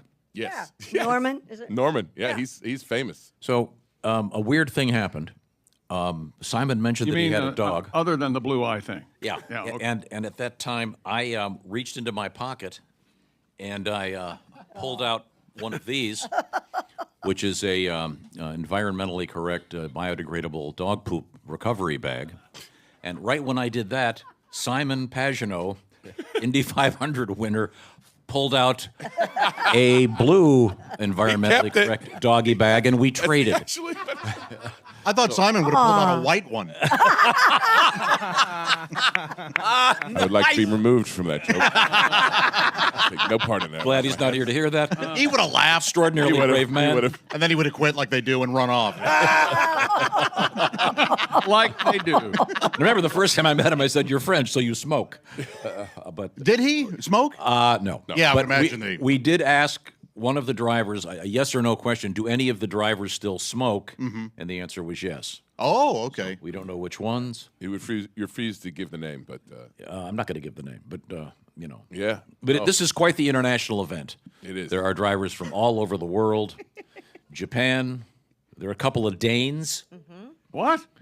I didn't know there were any Danes left. Really? Yes. Yeah. Those are people Exciting. from Daneland. All right, now I've got it. Okay. Swedes, et cetera, et cetera. Right now, let's get some music out of Duke Tumatoe and the boys. Duke, it's always a great pleasure to have you along. We also have the brass to mouth horn section. This is one of the classics from Duke. It's a true story. May I add, Tom, that Yes, sir. particularly with your conduct today, we're thrilled to be here. Okay, you're welcome. Boy. You have blue eyes, don't you? Yes, I do. Oh, boy. Yes, I do. And I don't I'm drive- guessing the entire band does not. Wow. You know, Tom, I'll take that bet with you. Just when we're ready to get the car up out of the ditch, One, yank it. two, Yanks it back in. 1, 2, 3, 4. Baby now. You start thinking about a verse. Uh-oh. I don't trust Tom. Baby now. From early in the morning till late at night, baby. She telling me I can't do nothing right. I can't take it. What can I say? Pack my bag and get away. Yes, for certain. Yes, for sure. Don't have it in me to put it in her no more. No.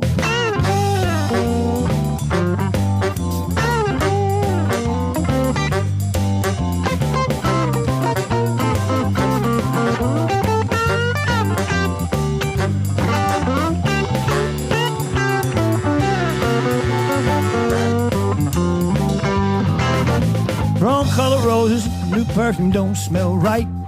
Does not like that movie that I took her to last night.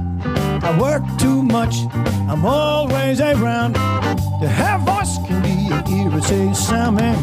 Yes, for certain, yes, for sure. Don't have it in me to put it in her no more. Lord, I don't have it in me. Don't have it in me. Don't have it in me. Don't have it in me. Don't have it in me. Don't have it in me. Don't have it in me. Don't have it in me. Yes, for certain, baby. Yes, for sure.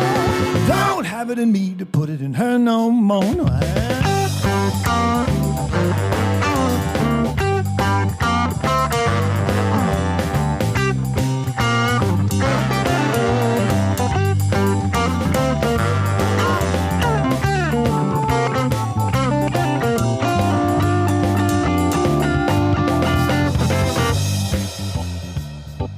Are you up?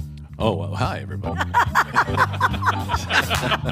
This is like one of those breakdowns. It's a well-oiled machine here today. I was busy writing something down over here. Oh, no, just riff, man. Just riff. I'm ready. Welcome to Post 500 Speedway, Indiana. Ladies and gentlemen, give yourselves a hand for showing up to see Duke Tomato and the Power Trio. No, they came to see you, Tom. Oh, thank you. It's nice to be here. And to see, for all the way from Hollywood, it's Drew Powell. Hi. Now, Drew's going to be singing for us in just a few minutes. I'm very excited about that. Do you have anything to add to this? I know you're a happily married man. Yeah. And your wife would be here, except she's making a living. Somebody's got to keep the home fires burning. To strike things a bear. Oh, God. Okay, what do you got going? Everything good at home? Yeah. Is this the part where I'm supposed to do a verse? Why would you put the new guy first? Because he doesn't have it. Take it away, boys. Swing it. I sang a couple verses to warm you up, but I figured, Tom put you on the spot because he told me you would do a verse. Well, yeah, but I wanted someone else to go first. Well, Tom was supposed to, but he didn't. I was busy over here doing something. Ask the buck. I've got a verse if you want me to go ahead and. Hey, could you save me? I'll do my best. I tag you in. Okay. All right. Just like wrestling. Don't have it in me. Don't have it in me. Don't have it in me. Take it away. Here we go. Take it away, boys. Took home this super hot mom. Feel like one of the world's luckiest guys. But all I can think about is frickin' Tom as I look into her stupid blue eyes. Yeah. Didn't mean to bother everybody. I said, don't have it in me. Don't have it in me. Don't have it in me. Don't have it in me. Don't have it in me. Don't have it in me. Don't have it in me. Don't have it in me. It's for Satan. It's for sure. Don't have it in me to put it in her no more. Don't have it in me. Don't have it in me. Well, I don't have it in me. Don't have it in me. Oh, I don't have it in me. Don't have it in me. Don't have it in me. Don't have it in me. It's for Satan. It's for sure. Don't have it in me to put it in her no more. No. Well.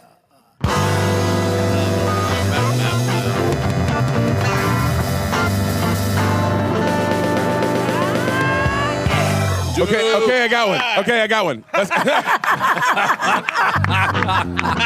I'm ready. Right back.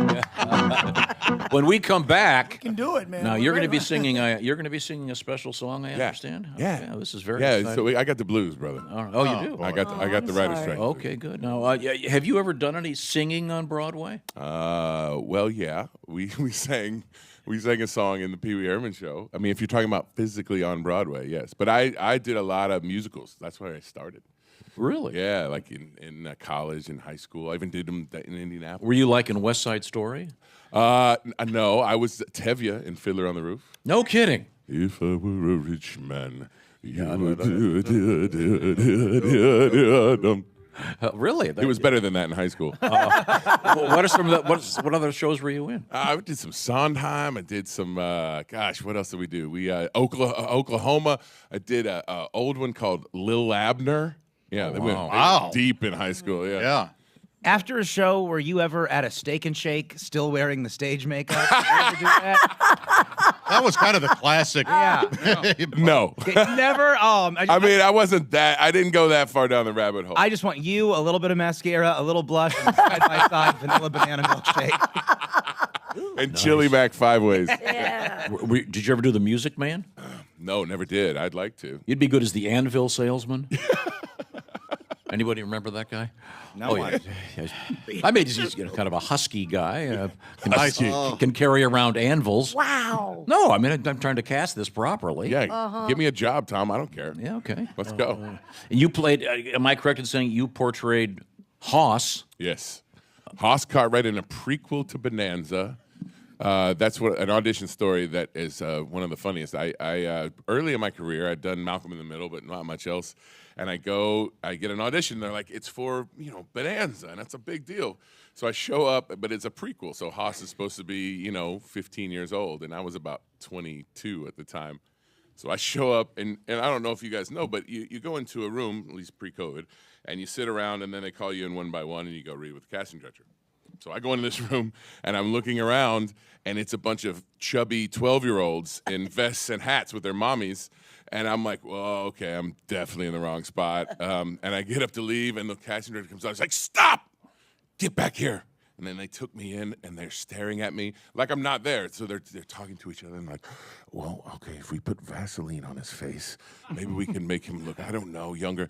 And then they did it, and I got the job and went to Australia, and the rest is history. Did you have to ride a horse? Yeah, and of course I told him I could. It was like, crap, now I gotta learn. Because I grew up in Lebanon, Indiana. We had horses everywhere, but it never occurred to me to ride them. Sure. Yeah. We were too busy playing A-team in the hayloft and doing other things, if you know what I'm saying. We know what you're saying. Did you get to keep the hat? Do you know what? I was too young in my career. I should have taken everything. Now I take everything. Like, they can come back and get it. I didn't. And then the prop guy tried to sell it back to me like a jerk. I'm like, no, I'm not buying my own hat. Okay, well, we're going to come back. We're going to get a song. Let's go. From Drew Powell, along with Duke Tumatoe and the Power Trio. We got some more music coming up from Mr. Pat Godwin. Also, we're going to talk with some of the drivers for the 107th running of the Indianapolis 500. This is the Bob and Tom Show.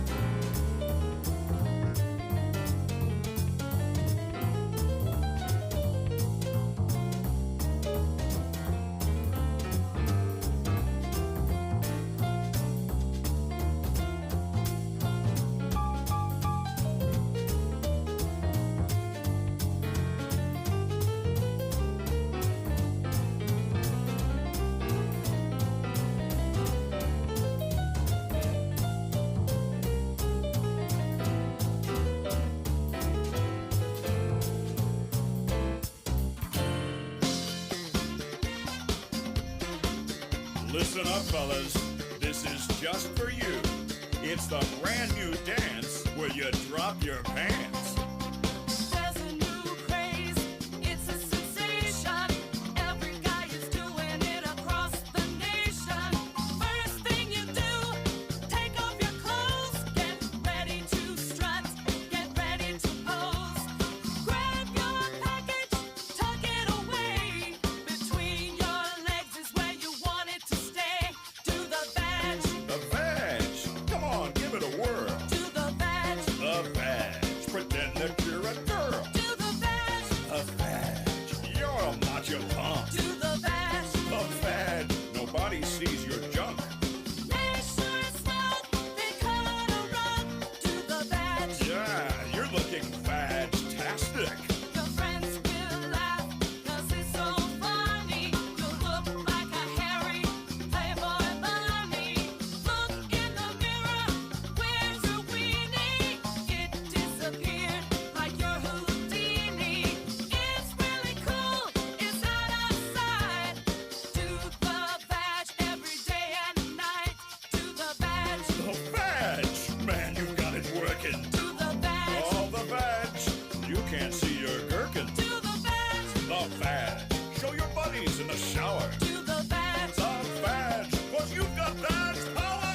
Your friends will say you must be gay. Do the badge. Use your imagination. Don't do the twist. Don't do the hustle. Do the badge and hide that love muscle. Forget the rumba and the Macarena. Just boogie down without your genitalia. Do the badge. The badge. It's better than a tango. Do the badge. The badge. No wonder where your wango. Do the badge. The badge. From the back we see your hiney. Do the badge. The badge. In the front you've got a giny. For a big surprise, tuck it between your thighs. Do the badge. Hey Romeo, you've got a camel toe. Do the badge.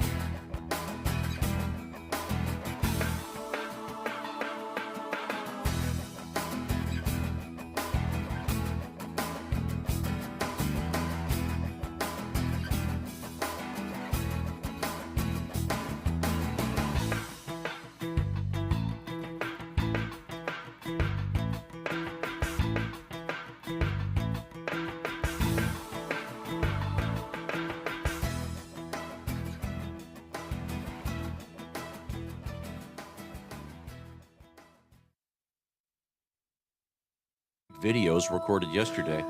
The Blue Eyes series, available on the Bob and Tom YouTube channel, which we're live on right now. Hey, it's the Bob and Tom Show. We are live at the Speedway in Indianapolis, Indiana for big race weekend, the Indy 500 Sunday. There's Tom Griswold. Hello, Chick McGee. Somebody Heimlich that man. Poor guys. I'm fine. It's okay. Kristi Lee at the news desk. Hey, Josh. There's Pat Godwin. Hey, Josh. Willie Griswold in the house. Hey, man. Chick McGee is currently I'm fine. I'm okay. recovering from a little cough. I'm Josh Arnold. We have many great guests here. It is too early to do a shot. I'll tell you that. Oh, boy, yeah. Oh, no, it's not. Tom, why don't you tell the people what's happening? What's happening is we're on the dais at Post 500 of the American Legion, right across the street from the Indianapolis Motor Speedway, where on Sunday it'll be the 107th running of the Indianapolis 500, which, by the way, great weather for the 500. It'll be broadcast on NBC television. They're expecting it may be a complete sellout, several 100,000 people. Right now, we like are Pat joined- Godwin, a total sellout. What? Whoa. That's just me. We're joined by Duke Tomato and the Power Trio and the Brass to Mouth Horns. And this is going to be a rare moment. We are about to debut a song featuring Drew Powell, all the way from Hollywood. Drew is a working actor, as they say. With the writer's strike, however, that's kind of on hold. And I understand Drew has composed a song with Dean about this particular topic. So allow me to do the introduction. Duke Tomato and the Power Trio, ladies and gentlemen. James Hill on the keyboards, Joe Maddox on the drums. Bill is on the bass. He plays a lot of bass. I'm talking about Bill Ritter. Jay Young, PJ Yinger, and Neil Broker are the Brass to Mouth Horns. Have we got our mic working over there? Yours certainly is. Yeah. Microphone check 1, 2. What is this? I was asked to fill. Please grace us with your wit. Yes. What do you got over there? I tell you, it's here's the thing. It turns out these big old studios and streaming services have decided they don't want to pay their people that have made them so much money. Oh, boy, here comes the And whining. so, shut your mouth. You shut your dirty mouth. One of these days, you might write a screenplay. We're doing this for you. But anyway, we've had it, and we're not going to take it anymore because, I mean, otherwise, what are you guys going to do when you get off work? What do? You go home and you stream all this stuff, right? So you could see us beautiful actors and these writers. That's right. But they ain't going to be around until we get a fair deal. So Dino and I wrote a song about it. Want to hear it? Here you go. All right.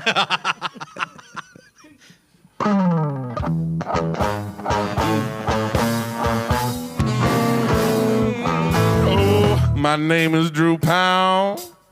I'm a star in Hollywood. But things are dark in Tinseltown, and it ain't looking good. The writers are on strike, trying to get fair pay. Nobody's writing nothing, so I don't know what to say. I got the blues, oh, I'm down. I got them writers' strike blues, yeah. From the top of my head down to the bottom of my socks or feet. See what I need? Actors, we need scripts just like flowers need whatever they need. And I need to get back to work because I got a family to feed. All you networks and studios, sit down and make a deal. Things are gonna get ugly if I have to miss a meal.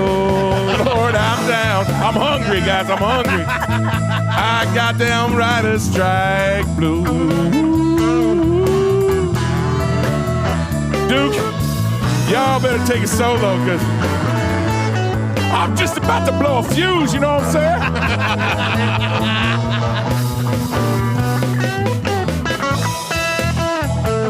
You know, I I think it's time for Netflix and chill. I think Netflix, y'all gotta chill. Come on, Warner Brothers. Help a brother out. Hey, Amazon, it's prime time to make a deal. Pay your fair share. Nice. Yo, Disney, tell Mickey Mouse to slice off a little piece of cheese for these writers.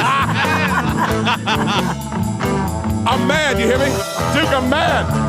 Keep playing the blues, boy.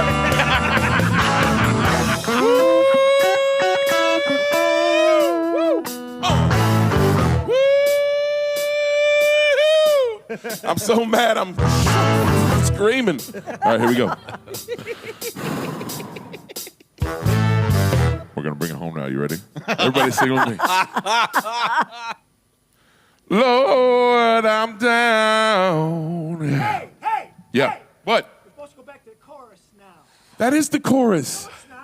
See, that's the problem. I don't.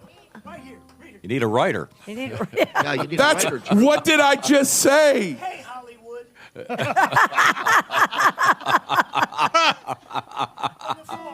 From the four.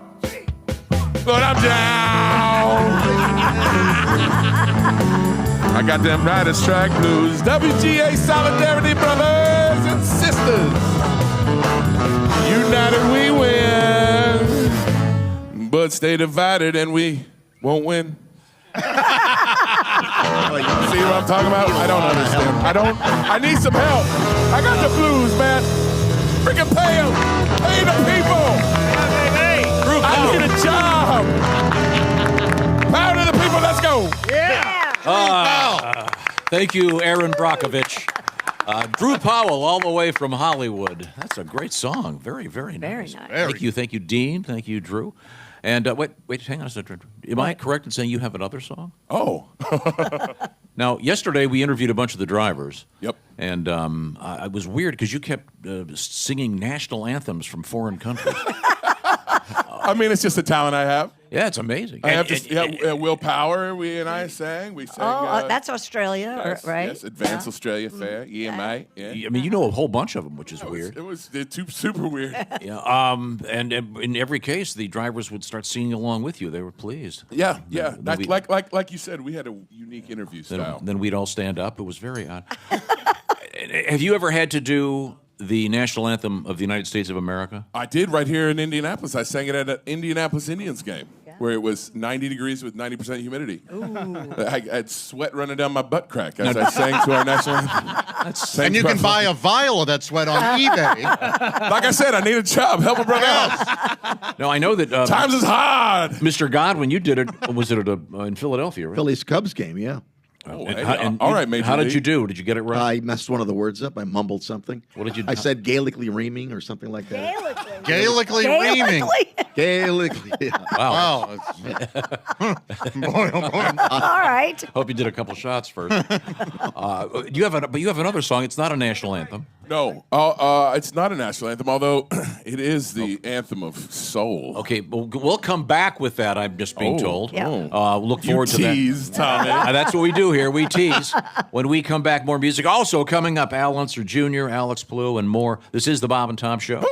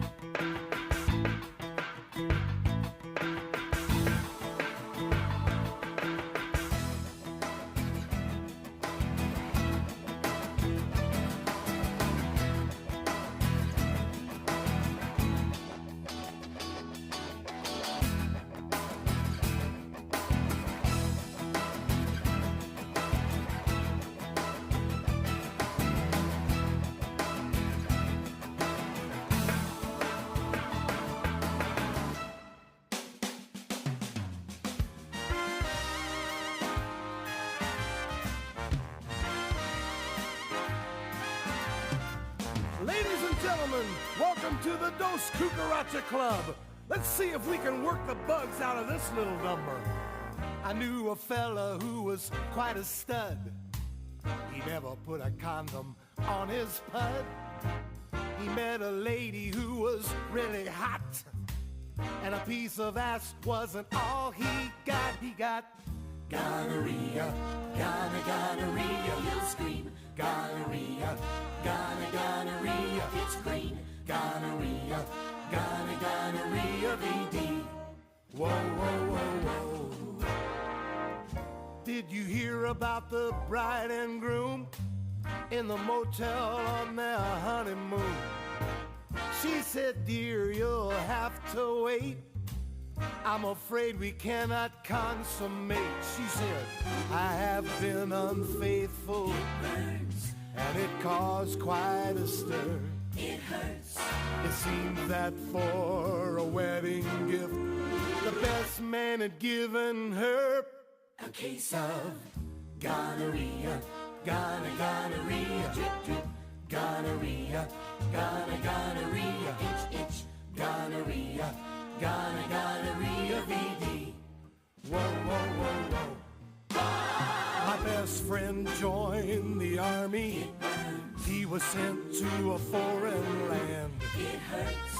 He came back 2 years later with a discharge in his hand, and it was gonorrhea, gonorrhea, inflamed gonorrhea, gonorrhea, the pain, gonorrhea, gonorrhea, VD. Whoa, whoa, whoa, whoa. Hey, everybody, you're singing great. It's a catchy little tune, isn't it? All right, in just a minute, I'd like you to put your hands together. It's clap time. Cloudy discharge, gonorrhea. Uh-oh. Pussy lesions, gonorrhea. Hello, doctor. Penicillin, ouch. Gonorrhea, VD. Whoa, whoa, whoa, whoa, yeah. Now you got it. Bad infection. She said she was a virgin. Wear protection. Honey, I swear I got it from a toilet seat. Gonorrhea, gonorrhea, VD. So long, everybody. I'll catch you later.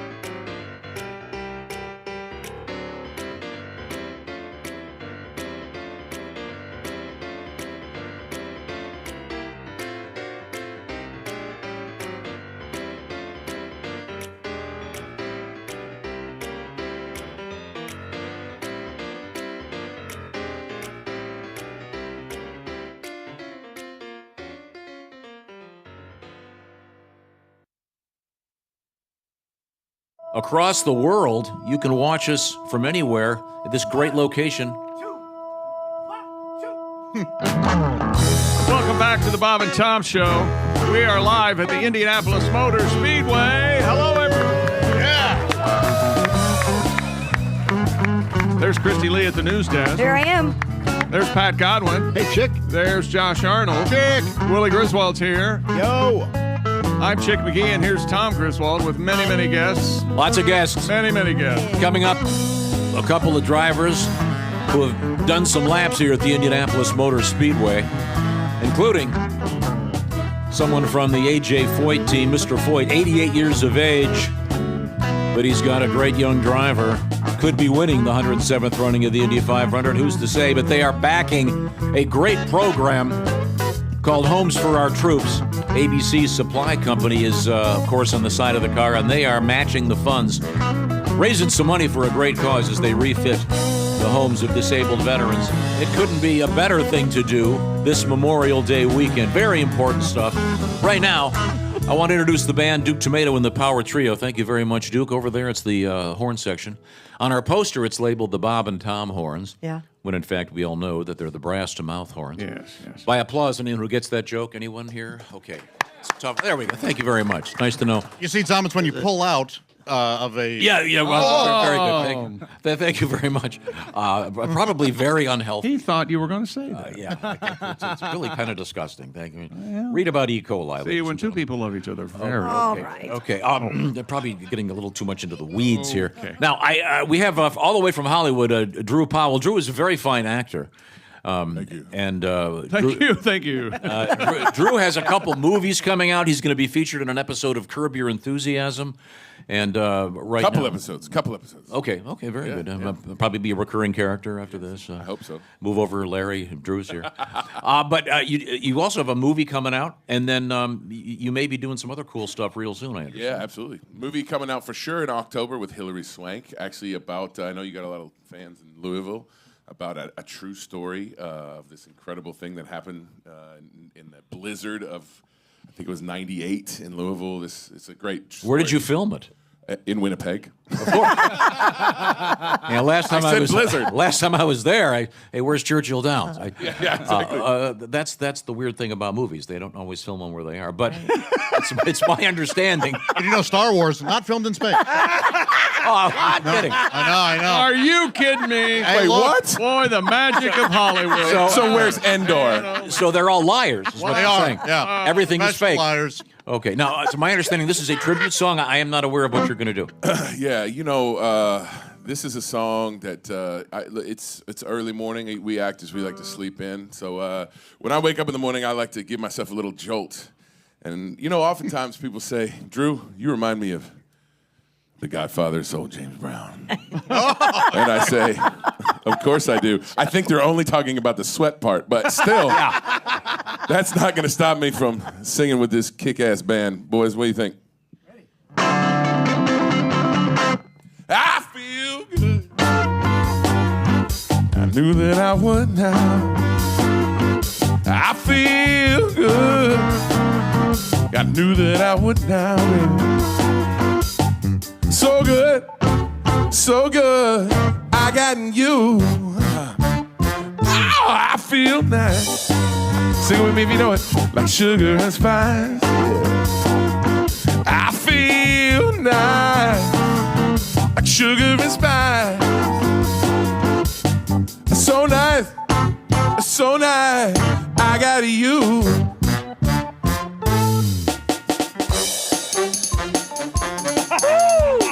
Yeah. There he goes. When I hold you, my love won't do no wrong. When I hold you in my arms, my love won't do you no harm.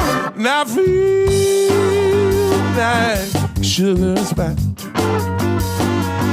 I feel nice, sugar and spice, baby. So nice, so nice. I got you. Come on. Come on. Dance with me. When I hold you in my I know I can't do no wrong. And when I hold you in my arms, my love can't do you no harm. And I feel good, like I knew that I would. Bring it home, y'all. Here we go.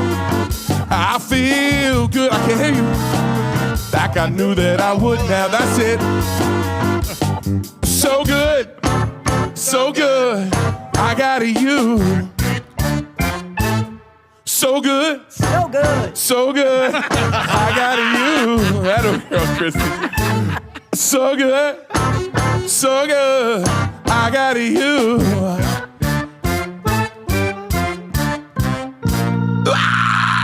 All right. Oh my God. It can't go on. It can't go on. Ladies and gentlemen, Drew Powell. The hardest working, non-working man in show business. The hardest working on the place. Thank you very much, Drew. Very nice. Very nice. Just like James Brown. Wow. Did you see him kind of erotically caressing Chick McGee's show? Oh, yeah. Yes. Hey, why don't you mind your own business, okay? You're going to get me a Hollywood star. I thought there was something going on in those black jeans of his. Turns out it was his iPhone. Kind of a bulge, you see. Yeah. I want to thank Jay Young for the various horn arrangements today. Jay, thank you very much. The brass to mouth horn sounding great today. And Duke, another great job from Duke Tomato and the Power Trio. We're going to be hearing more from Duke coming up. Also coming up, Unser Jr. will be joining us. We have a very special surprise coming. Oh. I am really excited. I can't talk about it just yet, but it's coming up in just a few minutes. Okay. A genuine surprise. An actual surprise. Yes. Like a birthday. Better. Is it John? Better than a birthday. It's John Mellencamp. It's John Mellencamp, isn't it? Look at how excited everyone is for John Mellencamp. He's going to be our guy. No, Mellencamp's not going to be here. We know John Mellencamp very well. We'd be nervous if he's coming. I don't see any. God, I hope he doesn't yell at me. Okay. I don't see any ashtrays. No, I don't think he's coming. No, I don't think he's going to be here. It's a nice surprise, though. It's a big surprise. I'm very excited about it. Right now, Patty G, you have another couple songs coming up. Pretty excited Yes, some about special that. And surprises. here they are now. I will remind you that Chick had a story that he teased earlier that I kind of would like to hear. I'm going to beat you really hard. What are you talking about? What? About the race car driver that crashed, but it wasn't at the speedway. Oh, I shut my deal. Marco Andretti had a fender bender out on 16th Street. He did? Right around, yeah, and he somebody turned in front of him. It was almost a head-on collision. Oh my Had he God. not been an Andretti, it would have been a head-on collision. Jeez. Yeah, but he's okay. Okay, good. Yeah, good. And he's still named Andretti. That's right. I want to remind everybody that we are on YouTube as we speak. And we are going to be on YouTube, a special edition of the Bob and Tom Show Sunday morning, starting at 11 a.m. Eastern Daylight. Nope, starting at 7. Oh, starting at 7 sorry Yep, about 7 to 11. Oh, If I'd be glad to start at 11. That's when we're supposed to be ending. Yeah, the 7's over off my page. Yeah, that's right. Oh, I was much rather start at 11. Got to sleep in. Got some parties to go to. I think the race start at 12:30, 12:45. Okay. We'll be on the air on YouTube, which we are on right now. Yes. Right. Okay. Let's turn to the news desk with Kristi Lee. You got anything? You know, Tom, actually, you were, I don't know if you know this, but your friends list, 2 out of the 3 are in this room right now. Oh, that's right.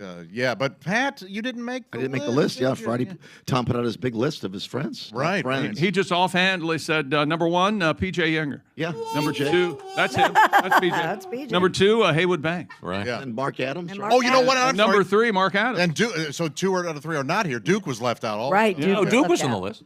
Oh, okay. No, No, Duke not was the original 3. Not the original 3. Well, I said it's a Mount Rushmore. I got to have 4. Oh, okay. Well, Pat, how does this make you feel?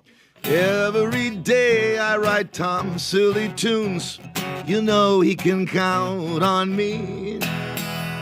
I lend him an ear when a problem appears. I'm the godfather of Willie G. That's me. Oh, but I'm not high on the list of Tom's friends. Gonna cry here in the list of Tom's friends. Maybe I'm 9 on the list of Tom's friends, or not in the top 10.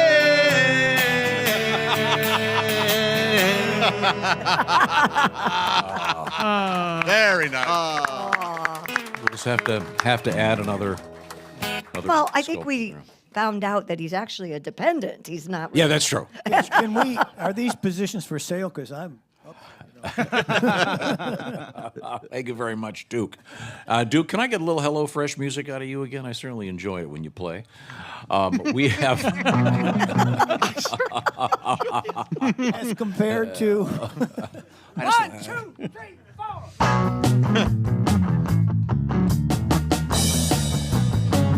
Hello Fresh. Ladies and gentlemen, 'tis the season to eat good, right? Eat well. Okay, yeah, Yes. right, that's where HelloFresh comes in.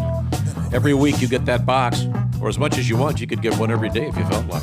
Chef-crafted recipes. They do the shopping. They do the measuring. You put it together. Find out more at HelloFresh.com/BTShow16. Why 16? Because you get 16 free meals as part of a special package. You're spending less money than you would on takeout. You choose from 40 recipes every week, from fit and wholesome to family friendly. They've even got pescatarian, vegetarian, the whole deal. Find out all the information. Once again, HelloFresh.com/BTShow16. What are you working on, Willie? Hey, check out the beef and cheese tostadas with long green pepper, tomato salsa, and hot sauce crema. HelloFresh sends you 11 ingredients. Put that together in 4 easy steps. Just over a half hour, you're enjoying delicious tostadas you made at home with help from HelloFresh.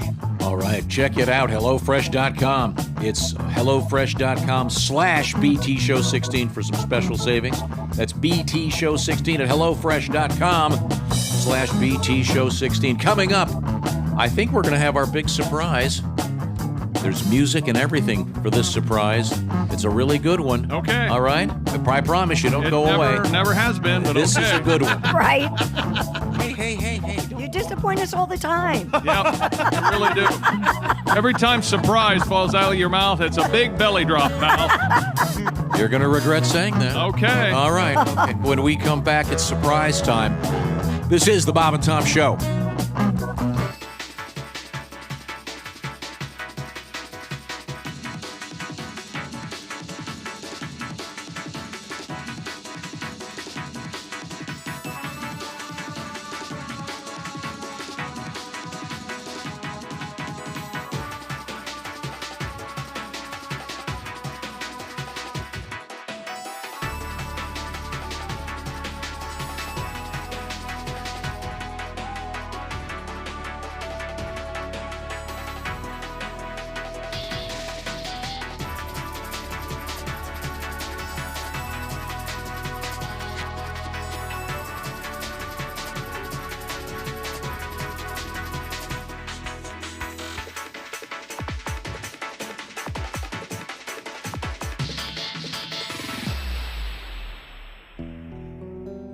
For years, we Europeans have had a special taste for bottled waters. The benefits of drinking bottled waters have back. not been lost on you intelligent Americans. More and more of you are drinking exotic, healthy, and expensive imported bottled water. First, it was Perrier, the sparkling, crystal clear water from France. Then came Evian, crisp, refreshing, pure spring water from the Alps. And now, the latest bottled water to cross the ocean, imported exclusively by Gullible Yank Imports. It's hot dog water. Listen to what your fellow Americans said about imported hot dog water when we secretly served it to them in a very chic New York City bistro. Oh, God. Well, it's kind of cloudy, warm, tangy, and it sort of has an aftertaste. It's imported. Well, It's chic and very exclusive. well, it's. Let me be frank. Princess Diana drinks it, and it's very expensive. I love it. What's it called? It's called hot dog water. Hot dog water. Hot dog water. And what do you think, sir? It's It's imported. well, it's kind of cloudy. It's and very nutritious. sort of tastes like hot dog water. It is hot dog water. Ah, yes, the unmistakable taste of hot dog water, bottled in Wienerwasser, Austria. You'll find our bottling plant just a yodel away from the Wienerwasser sausage factory, just south of the Danube River sewage treatment facility. This is delightful. Should I add a lemon or a lime slice when I serve hot dog water to my guests? No. You should add mustard or ketchup. Oh, of course. Hot dog water. Remember our motto. It takes a lot of guts to make this stuff. Not to mention hooves, tongues, and snouts. Wow, say, this is tasty. How much is a bottle of hot dog water? About 30 francs. Or in America, $10. Wow, what a bargain. And coming soon from the hot dog water people. The first drinking water that is also a cologne. New HD Eau de Toilette. Is that toilet water? Exactly. Imported toilet water. You mean like from a real French toilet? Oui. 10,000 French poodles can't be wrong. Hot dog water.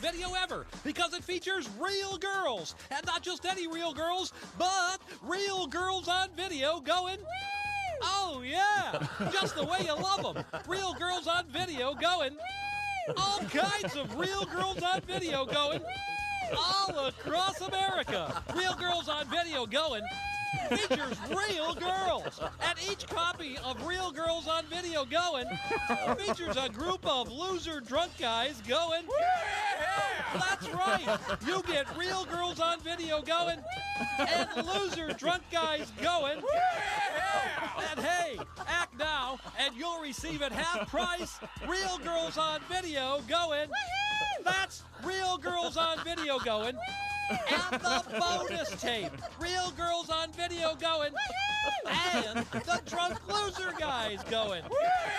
But wait, order now, and Frickalall Video will throw in Real Girls on Video Going, and that's Real Girls on Video Going, Real Girls on Video Going, and Real Girls on Video Going, and all complete with loser drunk guys going, order now! Thank you very much.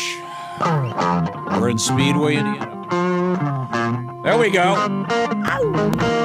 Josh, you want to take the intros? Hey, welcome back to the Bob and Tom Show. We have a live audience this morning, yeah.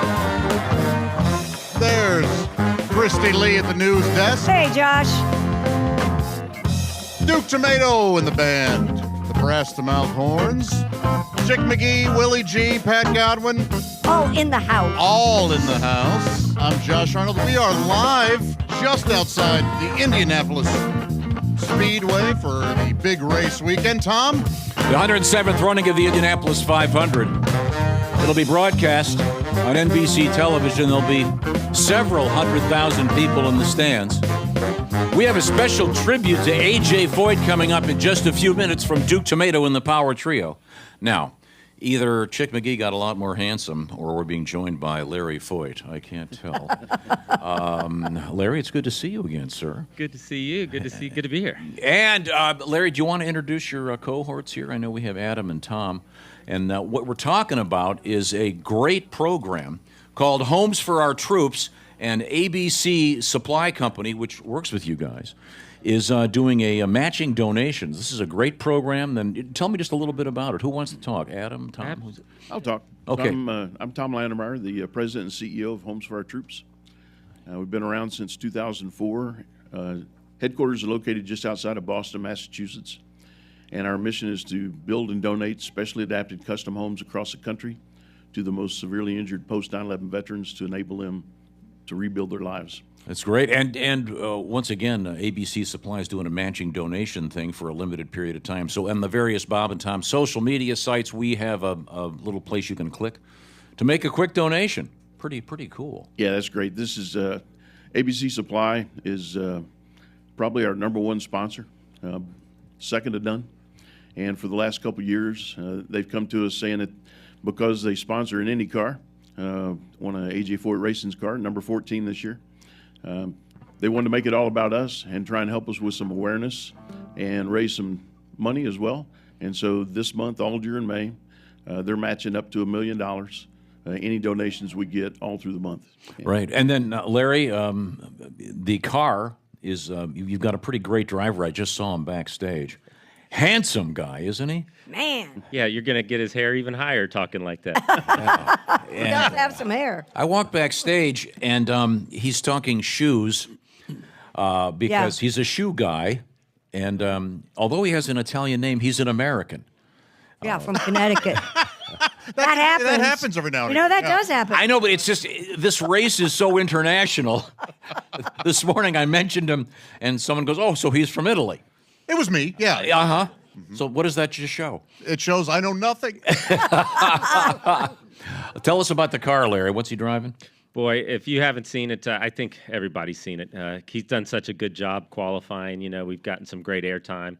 And the livery, I've had so many fans just come up and say, that's the most beautiful car, you know, we've seen here at the Speedway. So it's awesome if you haven't seen it. The red, white, and blue car is just fantastic. So, yeah, and Santino's done a great job. He's excited about his car. So we want to get today over with and get ready for Sunday. That's right. And we're going to have Santino up here in just a couple of minutes.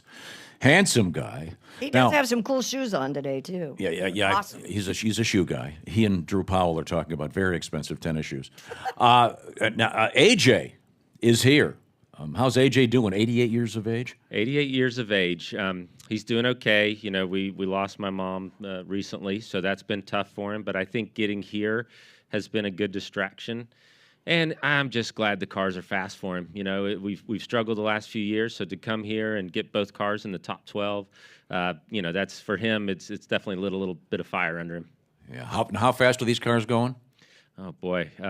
Today down at, you know, we'll be heavy downforce today in race trim, but you'll still see some 225, 226, I'm sure, in the draft. So, you know, qualifying in the boost level. Shoot, practice morning, we ran 235. We really thought we had a run for the pole and just came up a little short, but the speeds are awesome, yeah. To go back in time a little bit, what's the fastest AJ ever did, you know? Oh, let's see, probably the year before, so in 92, I guess. That was, and I can't remember where he was, probably 220, mid 220s, I'm guessing. You know, he coming through front engine cars and then into the rear engine. I think his rookie year, he qualified here in a T-shirt, believe it or not. I was just going to say that. I've seen the pictures. It's a different world now. Yeah. But to be going that fast back in the day, very hairy. Oh, and they didn't have the soft wall technology we have here. I mean, you know, I've hit this wall with a softball and it hurts. I can't imagine those guys hitting these things, you know, with just pure concrete. Yeah, no, I thought we would now do a tribute to AJ Foyt. Duke Tumatoe and the Power Trio developed this song several years ago when AJ retired, and it's a classic. Duke, you ready to entertain the troops here? 2, 1, 2, 3, 4.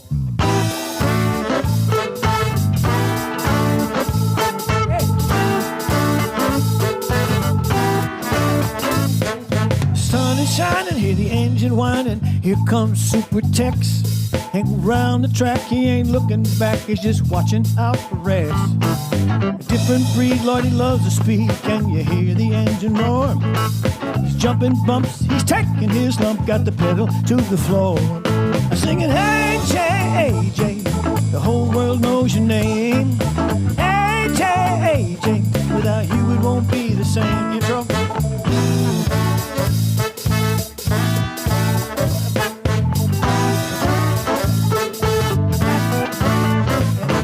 For 35 years he's heard the year, and happiness has been his thing. 4 races he's won and now he's done, but he'll always be the king. 14 on his machine and he's not coming back again. They'll take his space, but not his place. He's been a man amongst men. singing AJ, AJ, riding round the track. AJ, AJ, he's not looking back. AJ, AJ, the whole world knows your name. AJ, AJ, you won't be the same bridge. This is quite true. He spoke in his mind. The greatest IndyCar driver of all time. Yeah. I'm singing, AJ, AJ, whole world knows your name. AJ, AJ, you won't be the same. AJ, AJ, riding around the track, yeah. AJ, AJ, he ain't looking back. AJ, AJ, hear his engine roar. AJ, AJ, got the pedal to the floor. Here we go. 2 letters say it all. AJ! Duke Tomato, and a tribute to the great A.J. Foyt. And a guy driving that car right now has just joined us. It's Santino Ferrucci. Hey, Santino, how are you? I'm doing good, and not from Italy. Yeah. It's just so funny. It just sounds like he's right off the boat. Here he is with his school. Maybe 4 generations ago. Yeah, well, I'm just fine. And you've got a cap on right now, so we can't see that glorious head of hair that you have. You wouldn't have want to seen it this morning. Oh, yeah? No, I would. I wish I had hair. I'm wearing a cap for a reason. And your cap says, Home for Our Troops, which is a great program. Tom was talking about that. And Adam is here, and you're a recipient. I am. On the receiving end of this. Can you give me the version of what happened with this Home for You? What'd they do? Yeah, well, I guess to start, I guess it's helpful to note that I'm a double amputee. I got blown up in Iraq in 2005, breaching a door. Almost lost my left leg. And our first home outside, the hospital was built on 3 floors. So, nice enough home, nothing special. But we were really struggling, for a long time. And it wasn't until I had my son, trying to crawl up and down a flight of stairs with a newborn, Sure. in my arm. It got a little dicey. My wife said, "No, this isn't going to work." Don't drop the kid. Yeah, don't drop the kid. And back in January 2006 when we bought that house, the housing market was real high. So we like to say we spent an arm and a leg on that home. There we go. Which is a big problem for a guy like me. And now you're out. Yeah, and then the housing market collapsed, so we weren't too sure what we were going to do. We were obviously in a really tough situation, but Homes for Our Troops, made these specially adapted homes.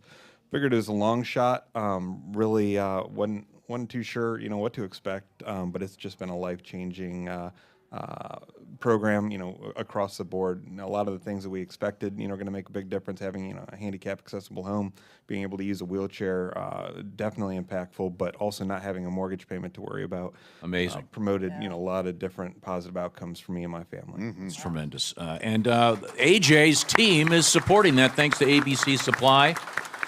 So how fast did you go, Santino?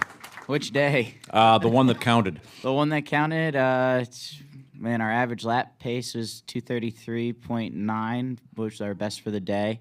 So for over 4 laps. So that's over 10 miles. That's great. So, yeah, top speed's a little over 240 miles an hour. So it's it feels very fast when you're in the car. Put it that way. I guess so.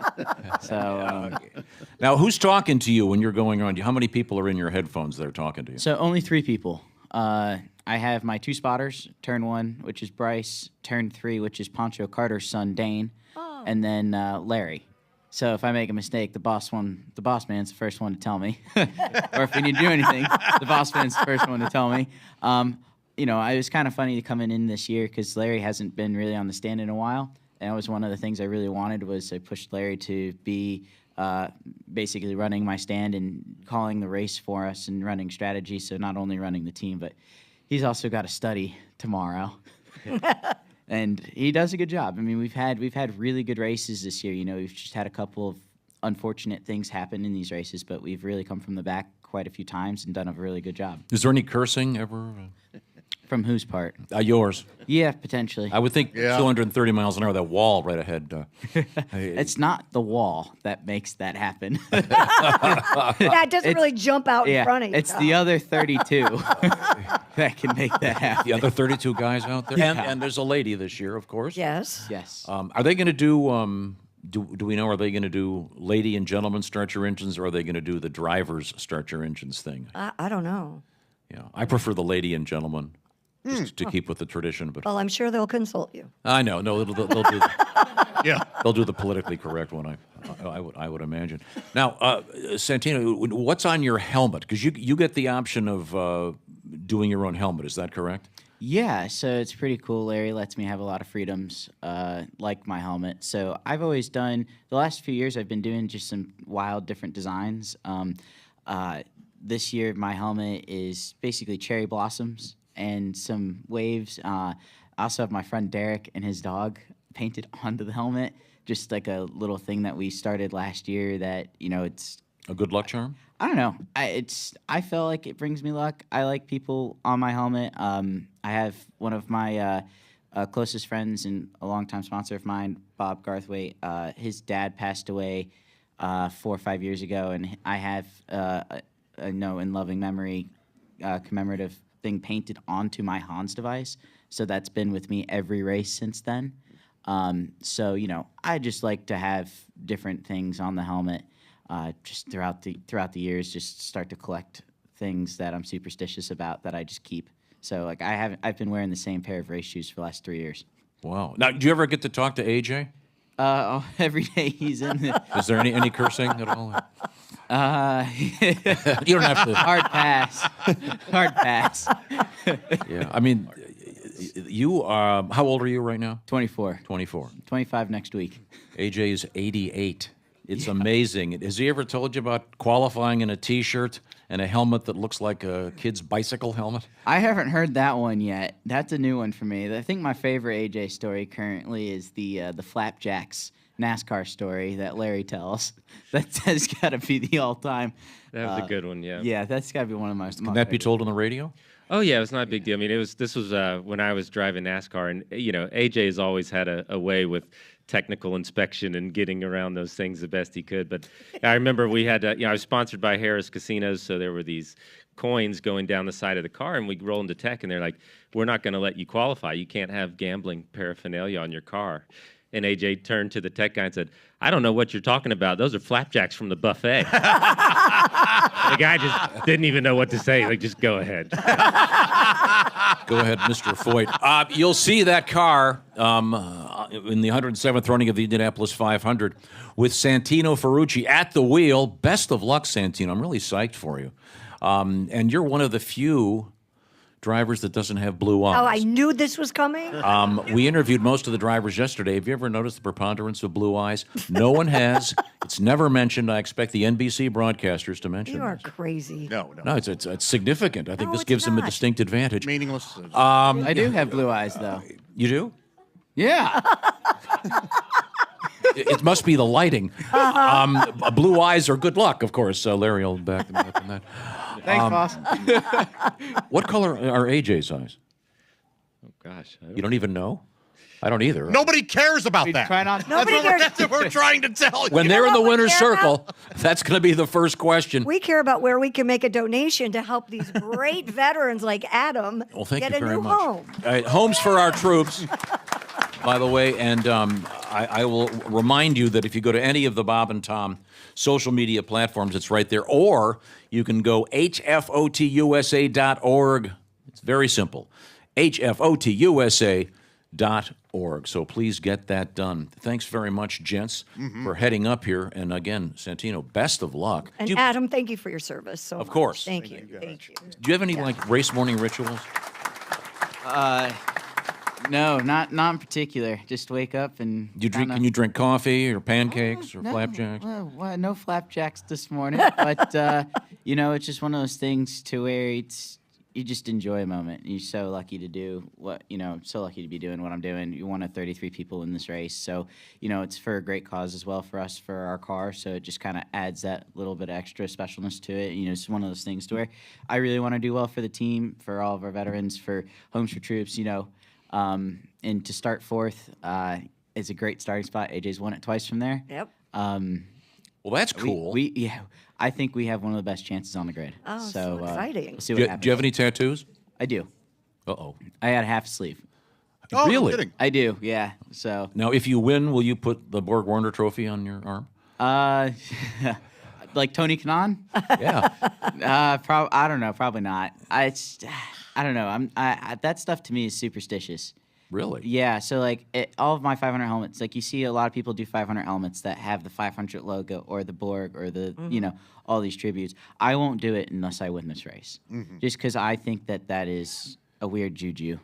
Okay. Gotcha. Very good. I'm happy to do custom cool helmets for this race. Okay. But We'll look forward to that. yes, that's about where I draw the line. Okay. I want to once again right now say that the Bob and Tom Show is brought to you by BetterHelp. Easy to get caught up in all the confusion in the world right now.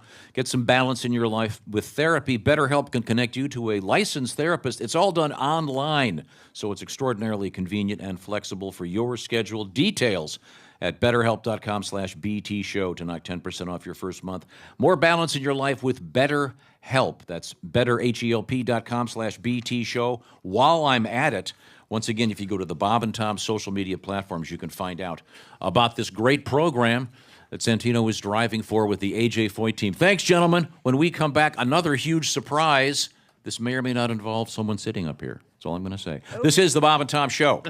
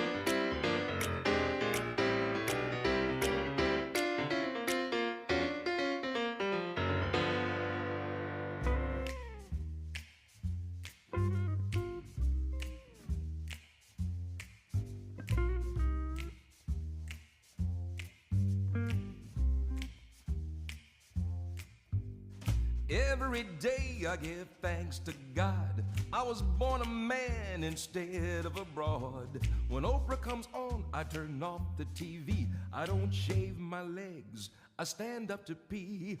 I go to a barber, not a beauty salon. Don't pluck out my eyebrows just to draw them back on.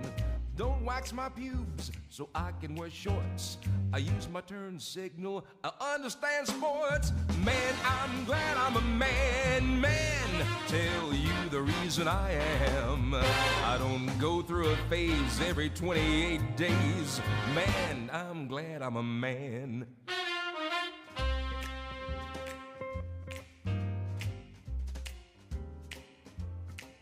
I pay cash at the grocery, no checks or coupons.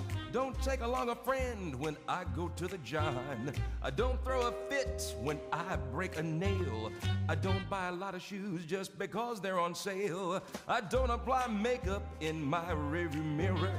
I don't think of Bambi when I'm out hunting deer. I drink beer from a bottle and not from a glass. I don't ask my friends about the size of my ass. Man, I'm glad I'm a man, man. Tell you the reason I am. I don't face the pain of water weight gain. Man, I'm glad I'm a man. Let me tell you, ladies, listen to me, ladies. I love those things inside of your blouse.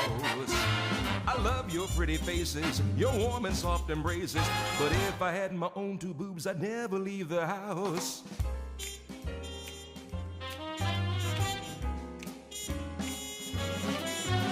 spend 2 hours getting ready for a date.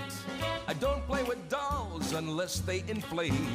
When someone asks my age, I never lie. After sex in bed, my spot's always dry. I don't read about orgasms in Vogue magazines. I don't mind if my dates try to get in my jeans. I don't spend a fortune on French lingerie. This is the same underwear I wore yesterday. Man, I'm glad I'm a man, man. Tell you the reason I am. I don't take a pill, I don't use Massengill.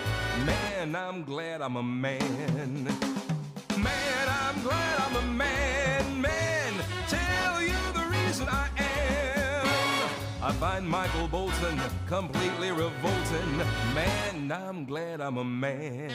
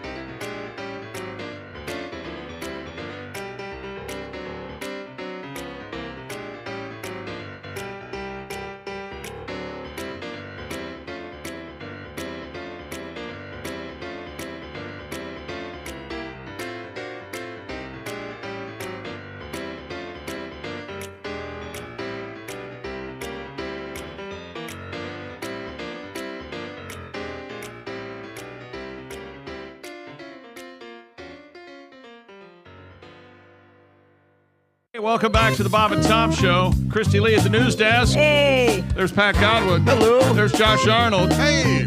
I'm Chick McGee. There's Tom Griswold. And we're at the Indianapolis Motor Speedway. Hello, everybody. Hello. So, Tom, we have many, many special guests. We certainly do. Many, many. The handsome factor up here is amazing. I appreciate that, Tom. Thank you very much. Duke Tomato and the Power Trio, ladies and gentlemen. Thank you very much, Duke. Now, we do have a couple of very special guests up here. First off, from Hollywood, rejoining us, it's actor Drew Powell. I had to recover backstage after that James Brown, but I'm back to normal. Okay, good. Got a B12 shot. He's okay. Okay. An IV put in. Much better. Okay. Also joining us, look at this man right here. It's the great Unser Jr., ladies and gentlemen. Thank you. By the way, a guy who's been around the track many times and, of course, won the Indianapolis 500 a couple of times as well. Al, it's always great to see you. You're looking good. Thank you. We have a surprise for you. Uh-oh. When Bob and Tom have a surprise for you, you're in trouble. Well, I think you're going to like this one. You're going to like this one. I think so. Kristi is Okay. responsible for the surprise. Go ahead. On Tuesday, which was your friend Andy's birthday, we got married at the Speedway Museum in front of your dad's Johnny Lightning car. Congratulations. Oh, my goodness. And we did that just for you. Well, not really, but Now, to clarify, by the way, Kristi did not marry Al. no. Well- Al's married to Norma, so Kristi got married to Andy. Yes, Andy and I got married on his birthday Tuesday evening at the Indianapolis Motor Speedway Museum. We'll have a picture up on the Let me see. website, but On his birthday? on his birthday. So you couldn't just let him have his birthday. Now it's his anniversary. Actually, that's a smart move. In my defense, I said, I don't want to do that. And he insisted. And I said, okay, but, you know, it's one present. Did you say, not I don't want to getting do two. that? Or, no, I don't want to do that. You know, that happened to me one time. Yeah, I know, Kristi. Chick. I did not bring That that ended up. in blazes and fire and cursing. Oh, not the time. Not the time. Okay, sorry. My fault. Now, see, this way he'll never forget your anniversary. Right. Ever. It's his birthday. Right. It's a smart move. Very good. And you look gorgeous, and you've got a Thank a you. beautiful white gown. It's off-white. I'm not. Well, naturally. Yeah, there are certain rules. I would think it'd be a little, taking a little bruising, possibly. I don't know. Yeah, well, that's a beautiful picture. It really Thank you, is. thank you. Yeah. And a gorgeous. What? Now, tell me more about the car, Al. Well, the car is super special. It's my dad's Indy winner. It actually it looks like the #1 car. So that's the second Indy 500. Oh, that's right. So but And no, Mario's it looks is like right here. Mario's is Yep. right there. Yep, Yeah, yep, our two yep. favorite drivers. We Yeah. got married right in between. Yeah, Andy, thanks for the invite. Yeah, I tell you. yeah. Chick and I and Willie. We were busy. I haven't known her for 4 decades. It's fine. It's good. Wow. Well, no, Tom, we'll get invited to the next one. Yeah. Did Yeah. invite a bunch of people. We Didn't you? didn't invite. We just had the kids there. That was it. They invited a bunch of people. No. Oh, I know. Yeah. Wait a minute. Yeah. Where was art? The invitation. We were number 9 and number 10, and we would have been right there. Now, Pat. Yeah. I understand you have a song you'd like to serenade. Yeah, well, Al, in case you haven't heard about Kristi Lee, she got married to her guy, Andy.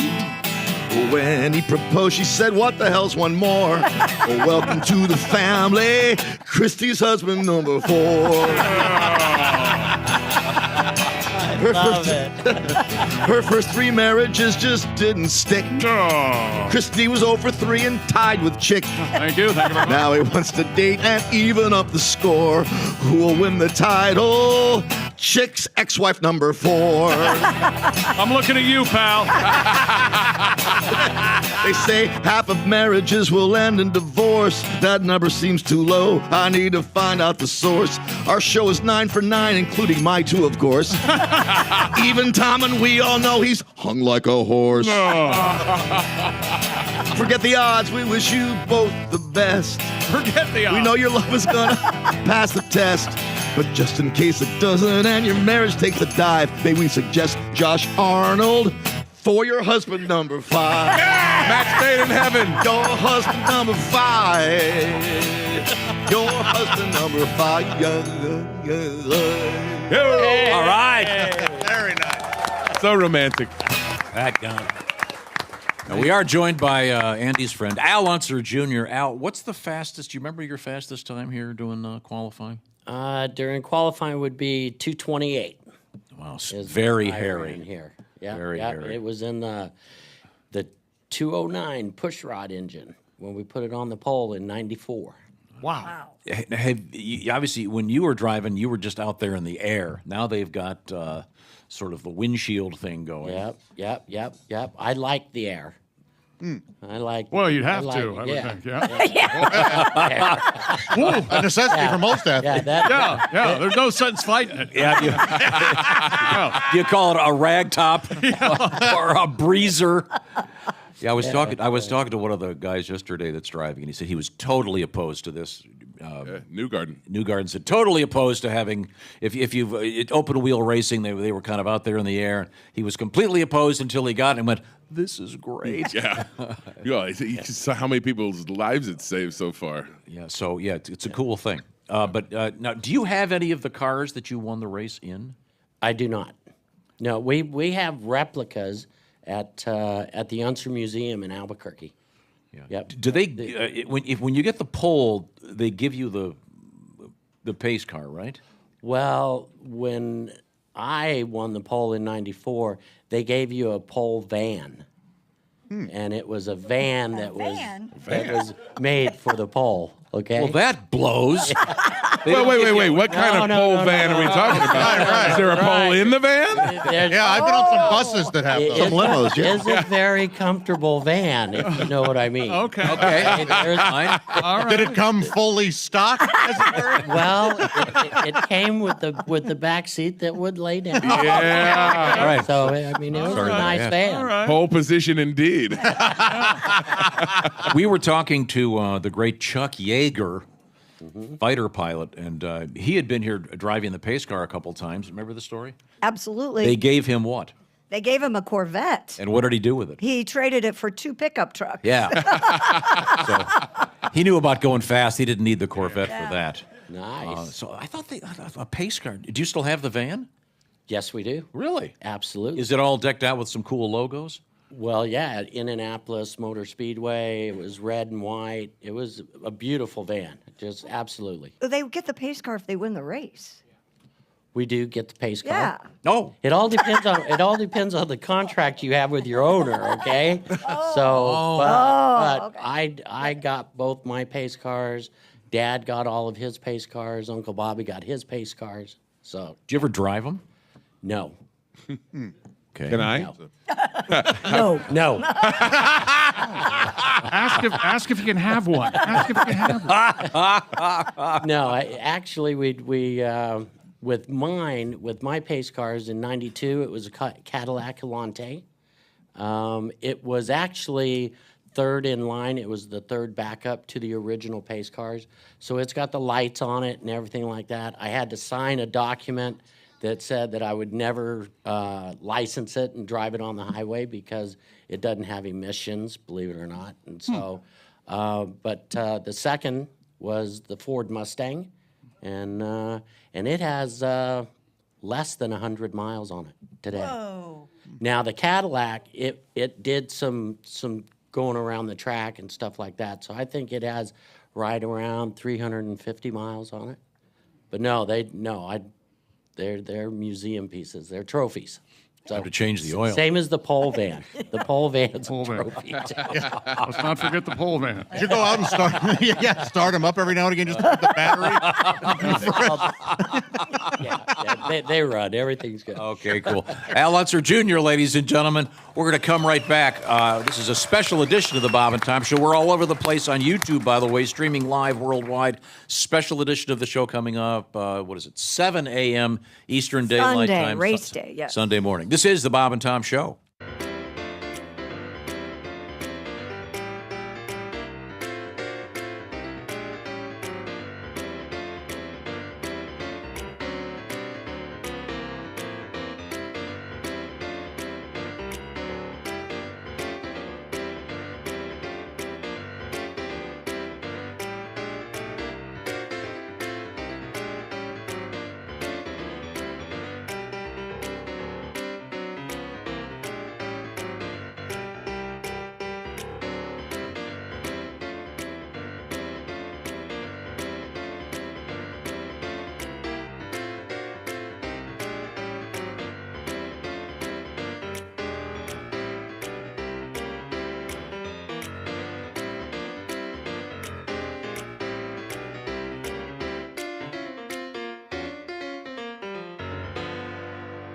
What are you calling? Are you calling somebody?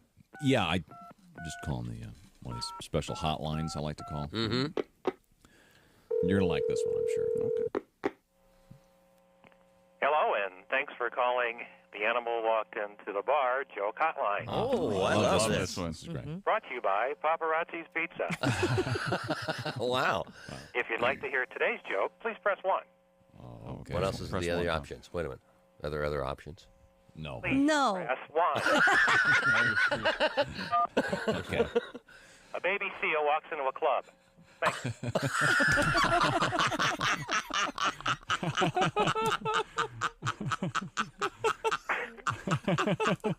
If you'd like to hear...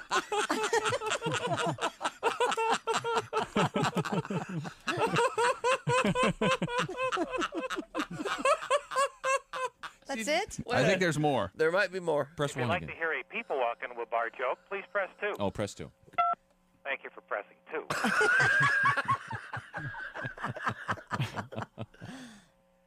A Mexican, a Polish guy, a rabbi, and a priest walk into a bar. The bartender looks up and goes, "What is this, some kind of joke?"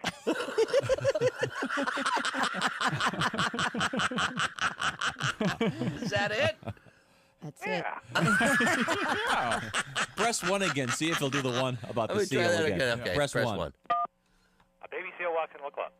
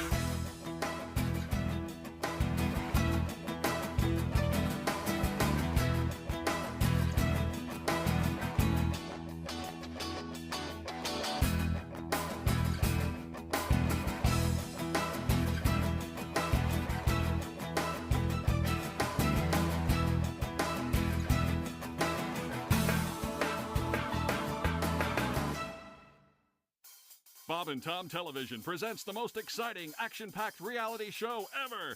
Actual people riding in actual elevators. It's Elevator Talk. Hey there, buddy. Hold the door. Hit the button. That's my floor.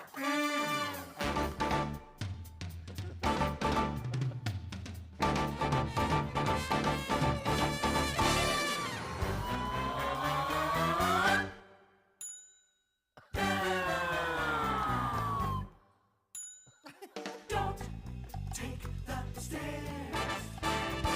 You don't have to walk. It's time for the show. It's Elevator Talk. It's Elevator Talk. This week's episode stars Craig Kitchen and Larry Morgan. Hey, could you hit 7 for me there? Yeah. 7? 7, got it. That's my foot. Oh, well, sorry. Those are nice shoes. Thanks. I need a shine now. Don't take the stairs. You don't have to walk. That was the show. Elevator Talk. It's Elevator Talk, only on Bob and Tom Television.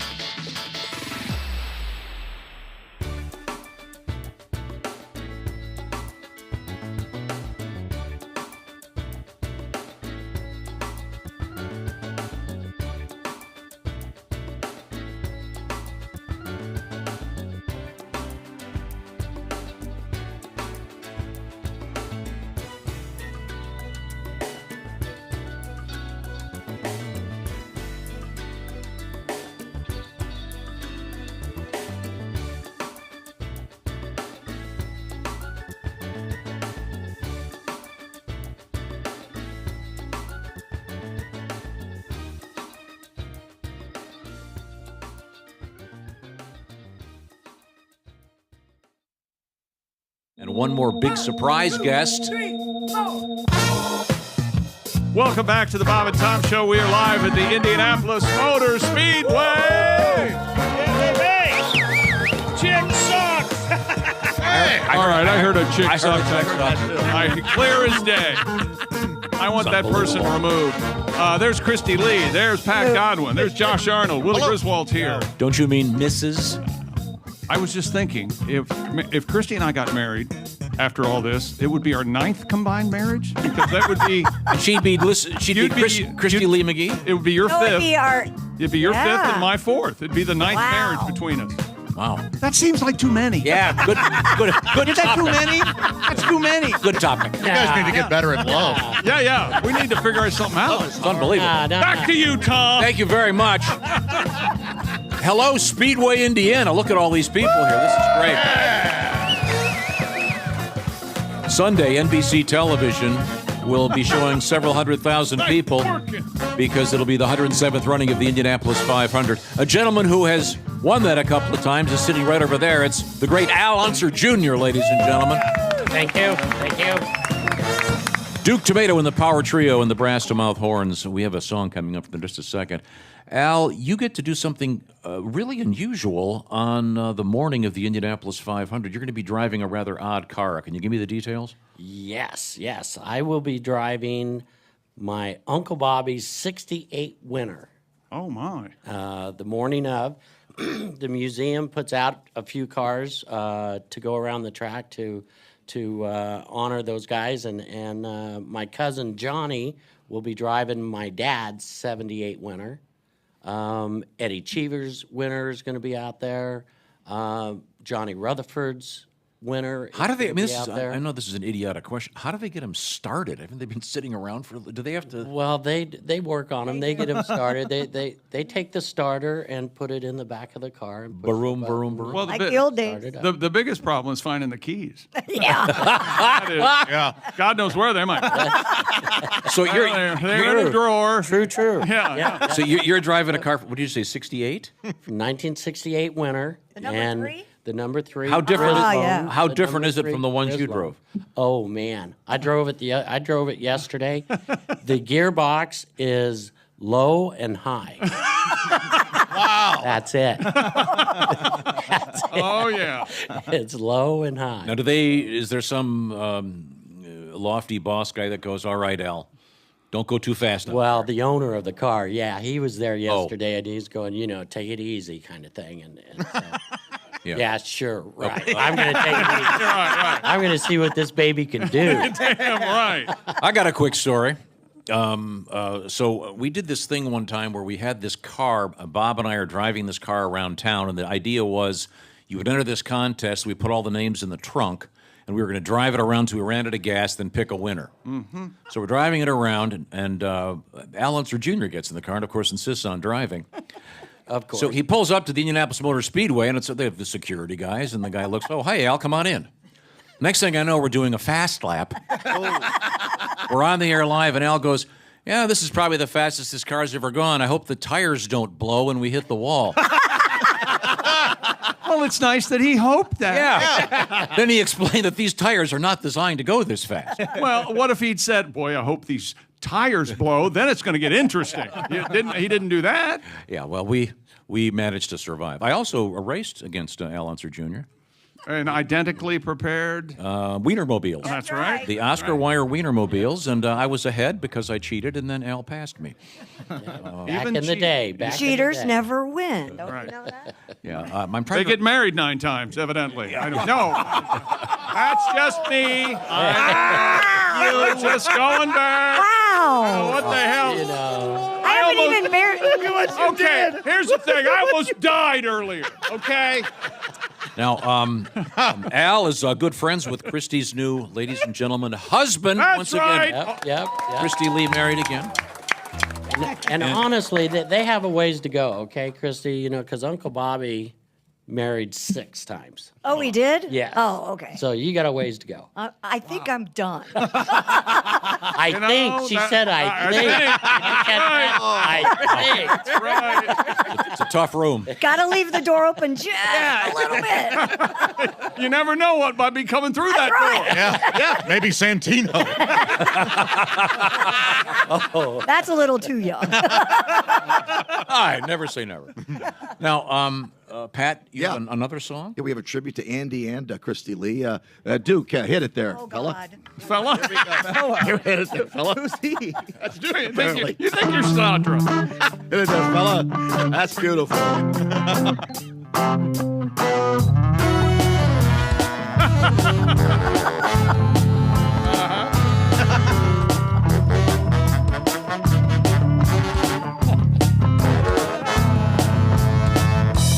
Kristi Lee's a brand new one. She'll love Andy all her life. Right? Something old, something new. Something borrowed, something blue. When it comes to marriage, she wants one more. One more. 3 times a bride, and now it's 4. All right. That's very nice.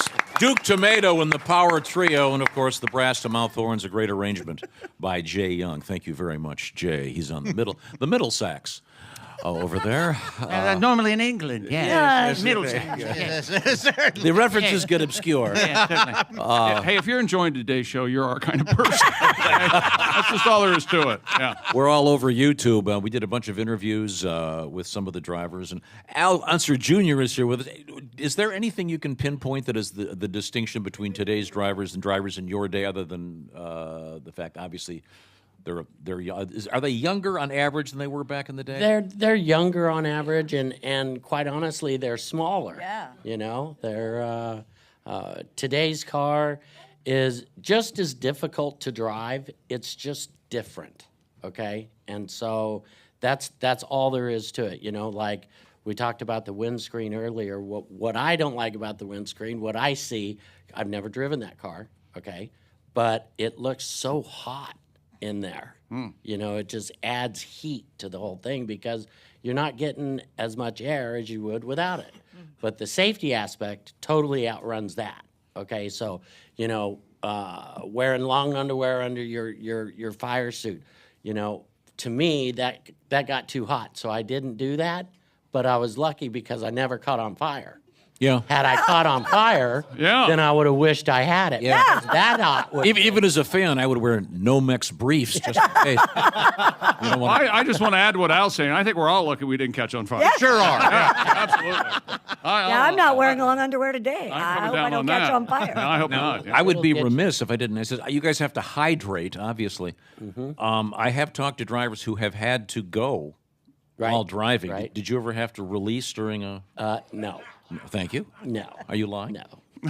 Are you lying? Okay. One time in Australia. Australia. In Australia. One time I hydrated big time for that race. They started the race and had a red flag. Okay? And so while they were cleaning up that red flag, I was sitting there and I went, you know, I got to go. And so I got out and I went. Oh. And came back and everything was okay. But that's the closest I ever came. You know what the red flag was, Tom? What? Kangaroo on the course. Oh, that's Bruce. Riddled with them. It was Paul Tracy crashing. I think we can all laugh at Kristi.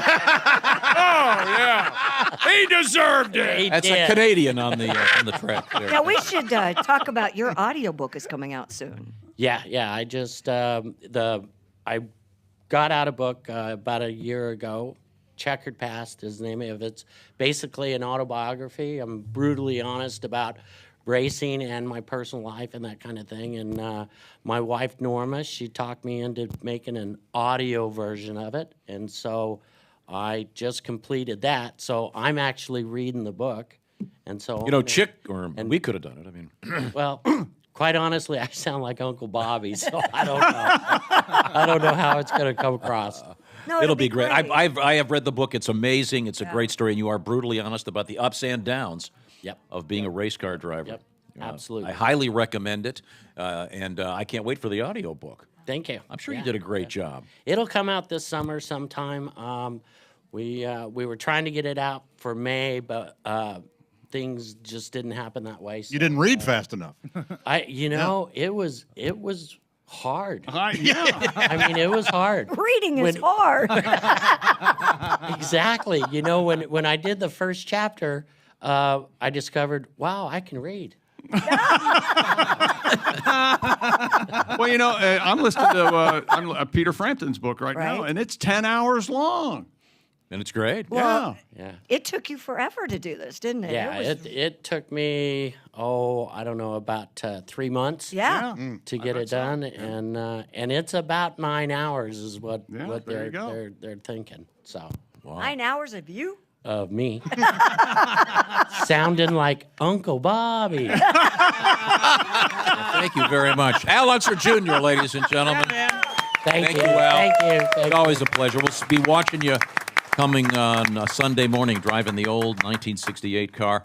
Right now, I want to talk about science and sleep. I'll make a quiz here. Chick McGee, what is your sleep number setting? 100. I like that firm sleep number bed, Tom. Conversely, Kristi Lee? 45. Once again, it's like a giant marshmallow. Yeah, but my new husband's a 100 on his side of the bed. Well, he's a 100 in every way. Yes. That's right. Except for one. 12. Oh. Adjustable firmness is what we're talking about. That's the key to the Sleep Number bed, among many other things. Right now, this is the key. 50% off the Sleep Number limited edition Smart Bed Plus special financing for a limited time. Check all the details at sleepnumber.com/BT show. There's a special thing right now, special financing. This limited time offer is subject to credit approval. Sleepnumber.com/BT show. I love my Sleep Number bed. We're coming right back with another special guest on the way. Thanks again to Al Unser Jr. This is the Bob and Tom Show. Thank you.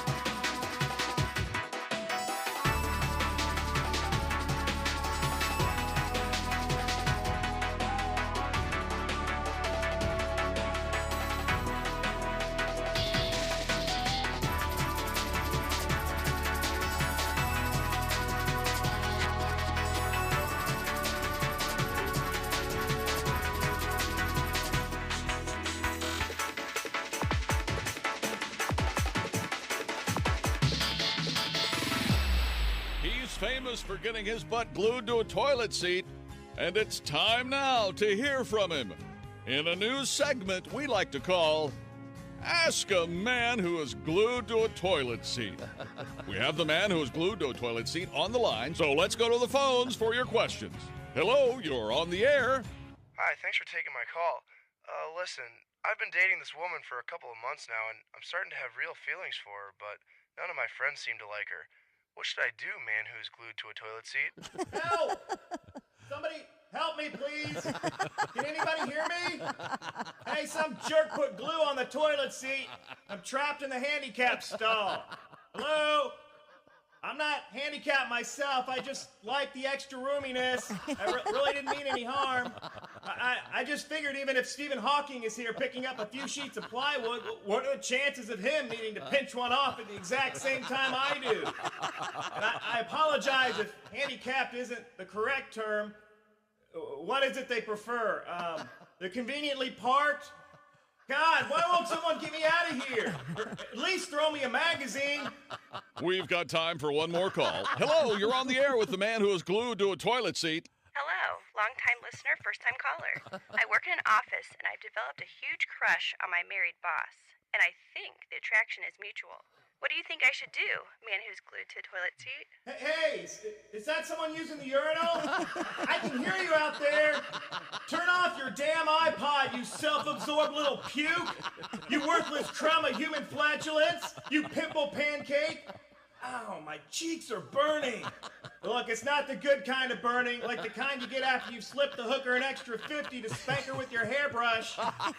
Can you hear me? Someone help me, please. God, I can't believe this is happening to me. Again. Ooh, that's refreshing. This has been Ask the Man Who is Glued to a Toilet Seat, advice guru for the Bob and Tom Show.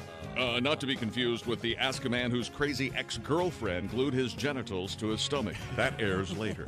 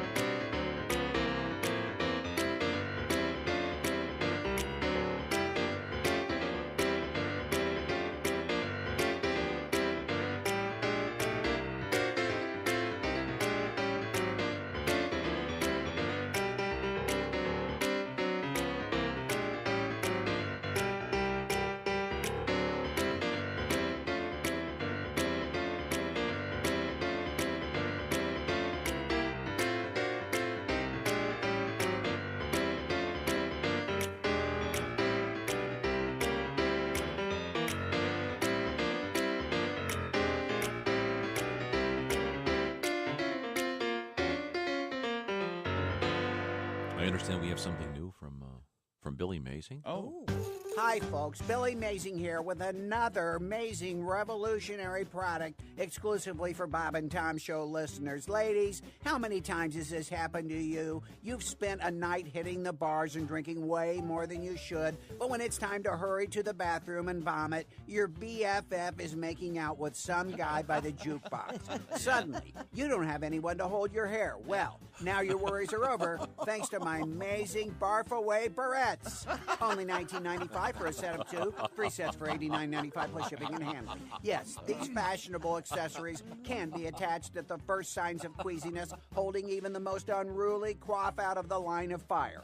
Each Billy Mazing Barf Away barrette utilizes oversized pinch clips, making them simple to apply, even for the most impaired fingers. Just put them on as you're making a beeline toward the facilities, and don't worry about a thing. Barf Away barrettes work like magic to keep your hair swept back from your face and free of stomach contents, tooth fillings, and toilet water. You'll emerge from the bathroom or back alley stylish, empty, and ready for more. Yeah. Just clip it, unload, and forget it. Best of all, if you order in the next 5 minutes, I'll include a tub of Bio Be Gone breath mints for absolutely free plus shipping and handling $29.95. What comes up or down is nobody's business but yours with these powerful breath scrubbing mitts. So what are you waiting for? Order my Billy Mazing Barf Away barrettes and Bio Be Gone breath mints, and let's get this party started. I'm Billy Mazing. Thank you, Billy. Wow. Oh, that'd be handy. I guess it would. Kristi Lee. Welcome back to the Bob and Tom Show. We are live at the Indianapolis Motor Speedway. At the American Legion, post 500. Kristi Lee's here. Yep. There's Pat Godwin. Hello. There's Josh Arnold. Chick. There's Willie Griswold. Hey, man. I'm Chick McGee, and here's Tom Griswold with our special guest from Hollywood. Oh. Or Holly Weird.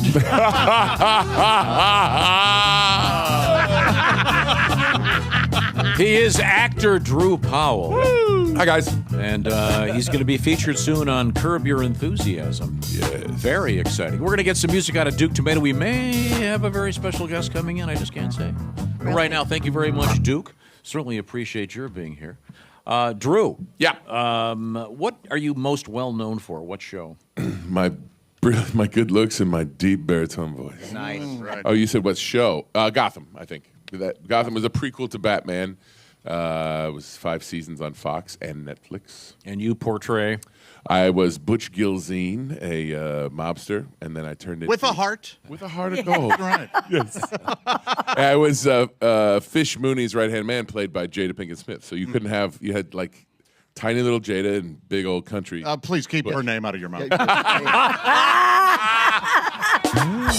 Thank you. And be honest, Drew. You saw all that coming. You said a prayer for Will Smith every night before he went to bed. Yeah. Boy, oh boy. I will plead the fifth because I'd like to work for those guys. Yeah. But no, it was great. And then I turned into an iconic villain, Solomon Grundy. Mm-hmm. Wow, what a great name. So you talk about we talk about weight and all that stuff. They gave me a call and they said, okay, so here's the thing: you're gonna get shot at the end of season 4, 3, and then you're gonna come back as Solomon Grundy. But we really need you're gonna come out of the swamp naked, and we really need to see a transformation because my hand had been chopped off. It's gonna grow back, and we turn into this monster. I'm like, okay, great. So like, how many months do I have to do this? 7 weeks. I'm like, you expect me to like turn into a super muscle man in 7 weeks? So. But you did pretty good. We did the best we could. Yeah. We did the best we could, especially in this era of CGI where everything is, or like I was working out with David Harbour at the time. We had the same trainer, and he had a suit for what's the thing he did? Oh, the Russian guy? No, before that, the Hellboy. Oh, okay. So he had to gain weight because he's lost too much weight, so he could. I'm like, you a-hole. Get out of here. Yeah. Your ice cream. So did you get down to like a 6-pack? No, pony keg, which was better. And once again, you're going to be featured on Curb Your Enthusiasm. Curb Your Enthusiasm. Ordinary Angels comes out in October, and then there's another one called Unbreakable Boy, which is one of my favorite things I've ever done. I play an imaginary friend, and it's coming out sometime soon. Okay, we will certainly look for that. Yep. And you are very good friends with one or two of the drivers, certainly with Simon Pagenaud. Yep. Connor Daly is another good buddy and a great Hoosier. And boy, it'd be great to see both of those guys win. I'm just bummed that the 1 year I wasn't here was the year that Simon won. So I drove down from Chicago where I was and got here, and he was still taking pictures with the Borg Warner. It was incredible. I went to a liquor store here in Speedway and I asked for a bottle of Veuve Clicquot, and they're like, "Whoa, man, I don't know." And they went, no kidding, they went to the back of the thing and there was like dust on the bottle. And they pulled it down like, all right, I'll take it. Wow.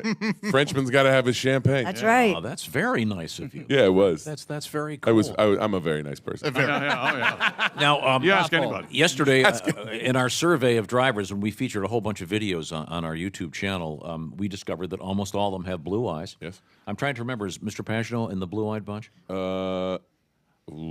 See, I don't know. I don't think so. Maybe. Really? I could look at a picture. I don't know. Okay. Well, I'm just. But also, I would say the majority didn't have tattoos. And that was your other question. Yeah, I was kind of surprised. Yeah, a lot of these guys are Willie's age and younger. And don't you think? Do you think the majority of yes, people... most 30-year-olds are drug-addicted tattoo weirdos.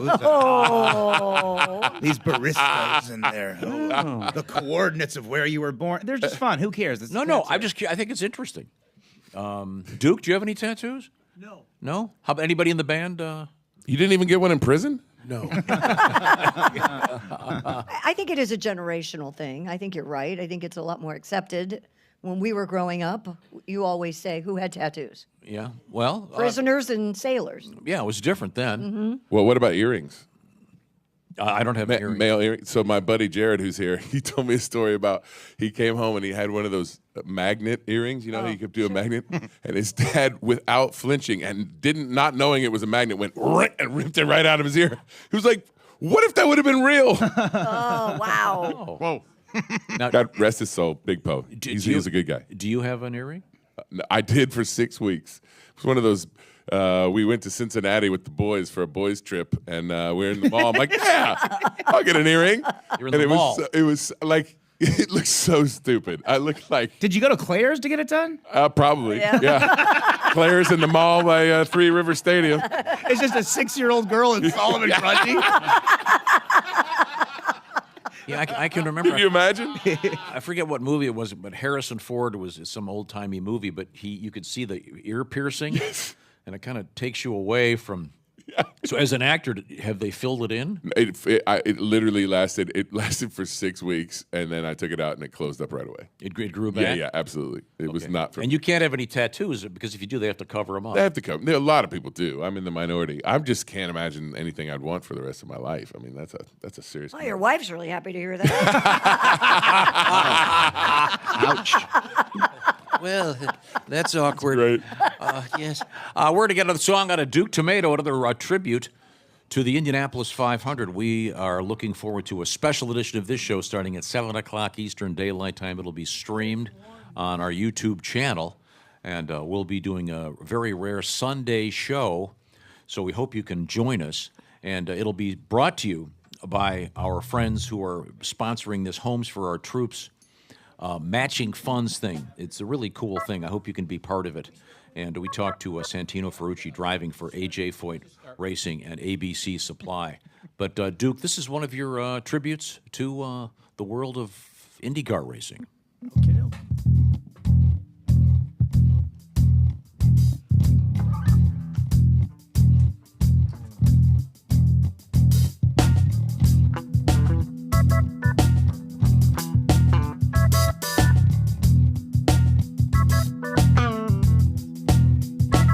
You must come early, you must stay late. I love the race. You're damn hot, you're damn cold. I love the race. Will it be wet? Will it be dry? I love the race.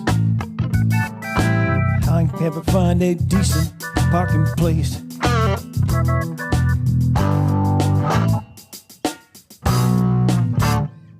I love the race.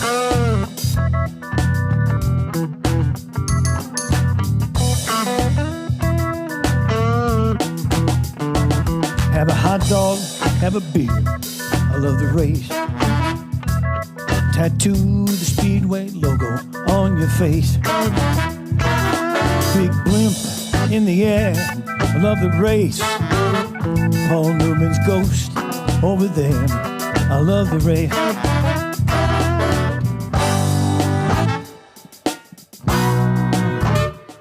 I love the race.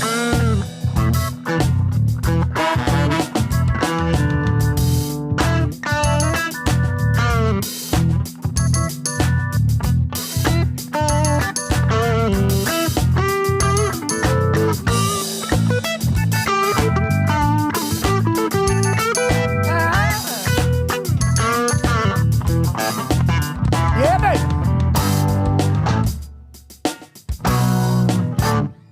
I love the race. In a suite or a seat, I love the race. Girls in halter tops, start your gentlemen and ladies, I love the race. Going back again next year, love the race.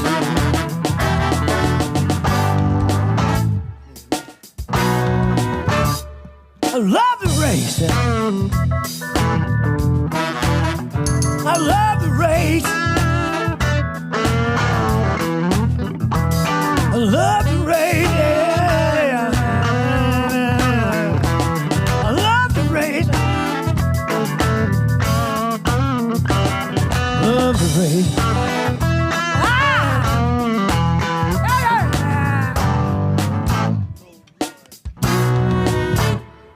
Love the race.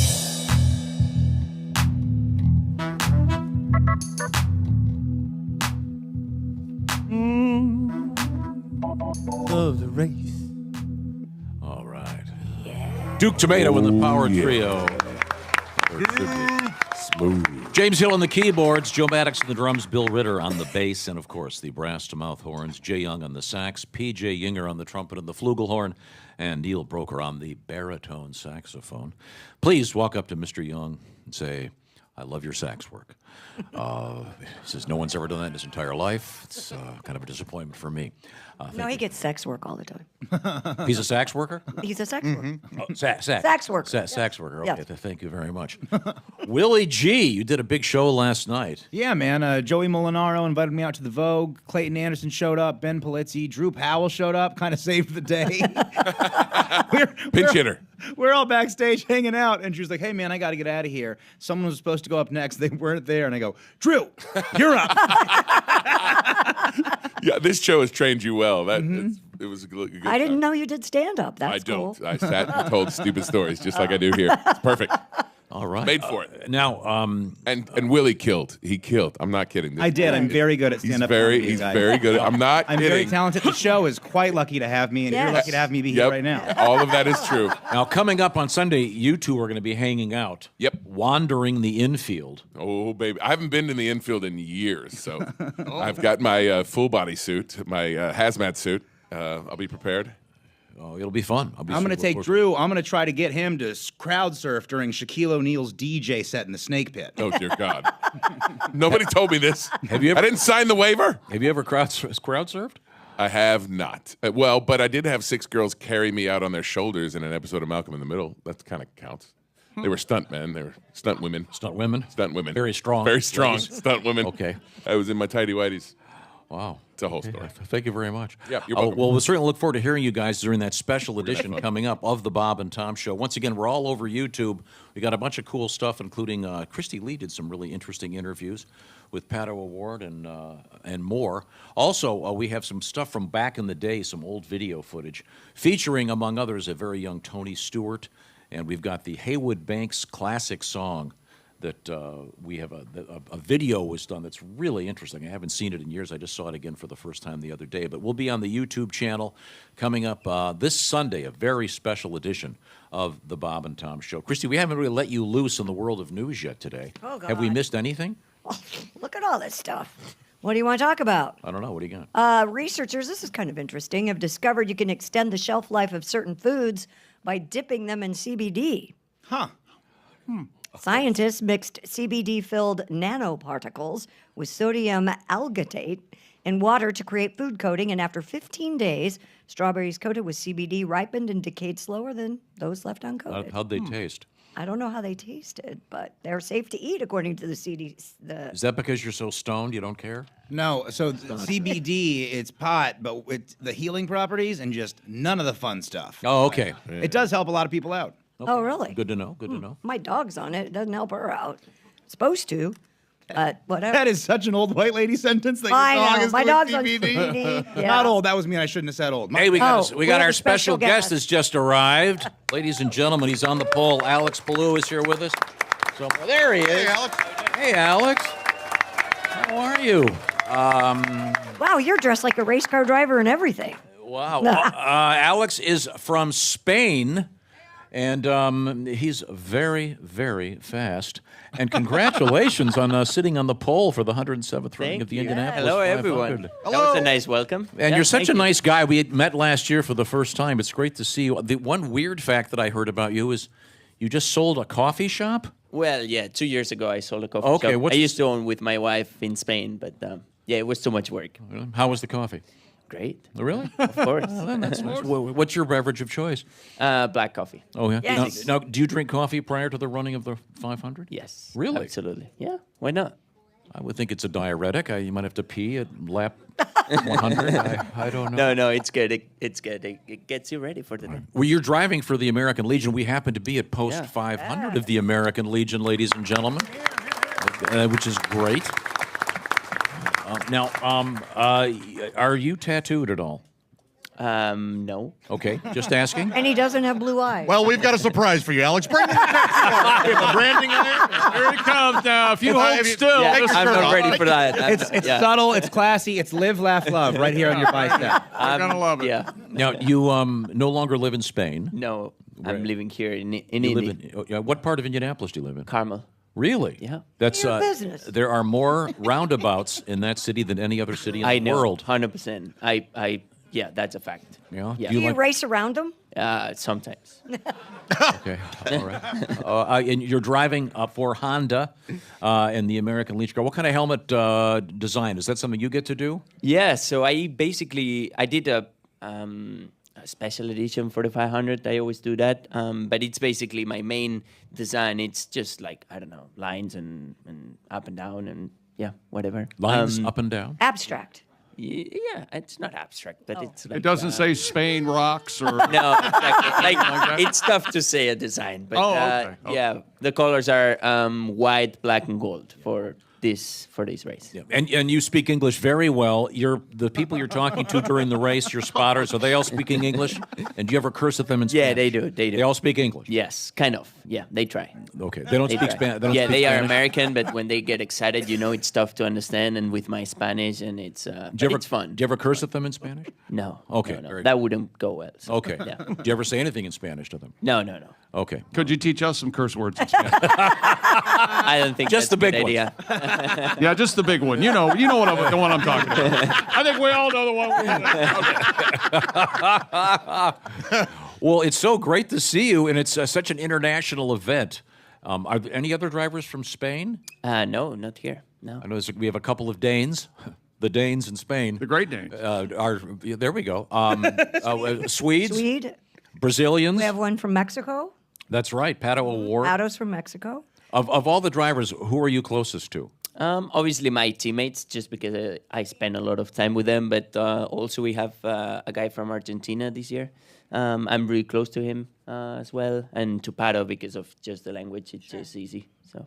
Do you guys ever pull yourselves aside and just speak Spanish to each other and make fun of the other guys? We try. Okay. Just to get say like weird things about them they don't understand. Yes. Okay. We always when we want to talk bad about other drivers, we get together and yeah. Okay. One of you're a very slender guy, as are almost all the drivers these days. But it's my understanding that to make things equal, because these cars are so sensitive, some of the guys have to actually add weight. Yes. To the car. Do you have to add any ballast to the car? Yes. So basically, they weighed all the drivers at the beginning of the year, and they made like an average for everybody. So everybody's basically at the same weight. So yeah, I have to have like 20 pounds or 15 pounds of ballast.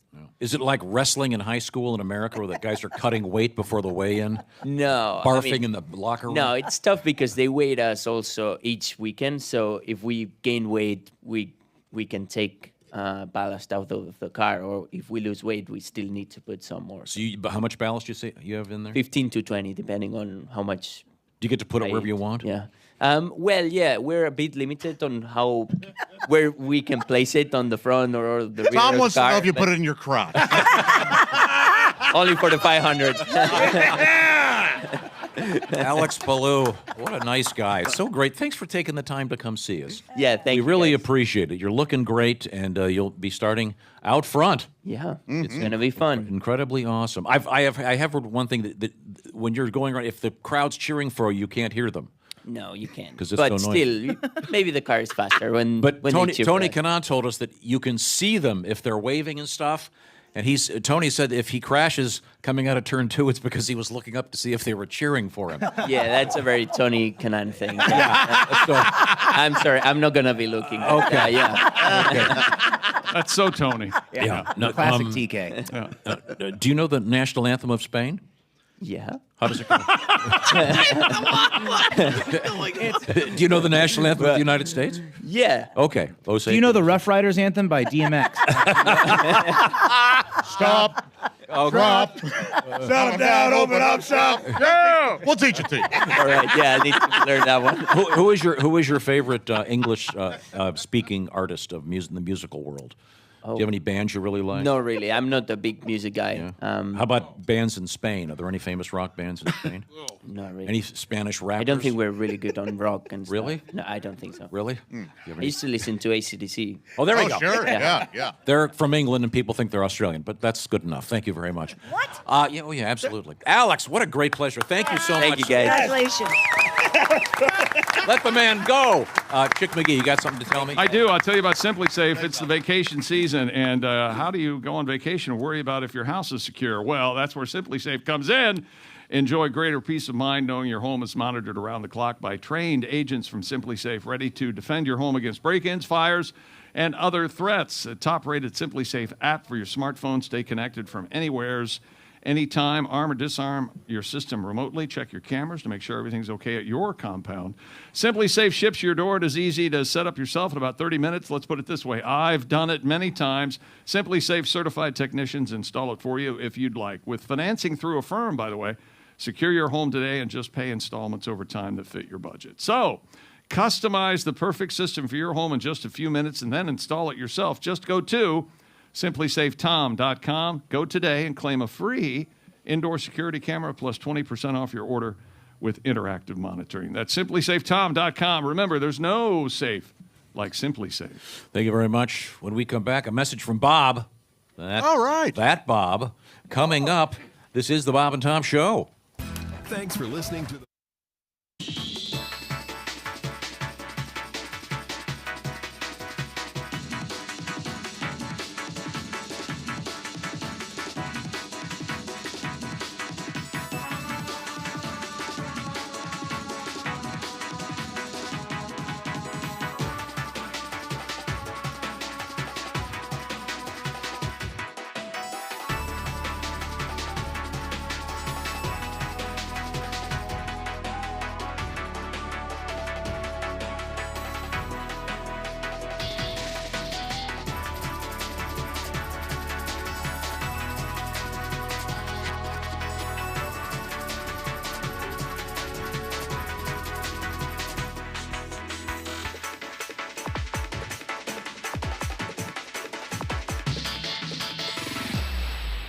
Famous for getting his butt glued to a toilet seat, and it's time now to hear from him in a new segment we like to call Ask a Man Who Is Glued to a Toilet Seat.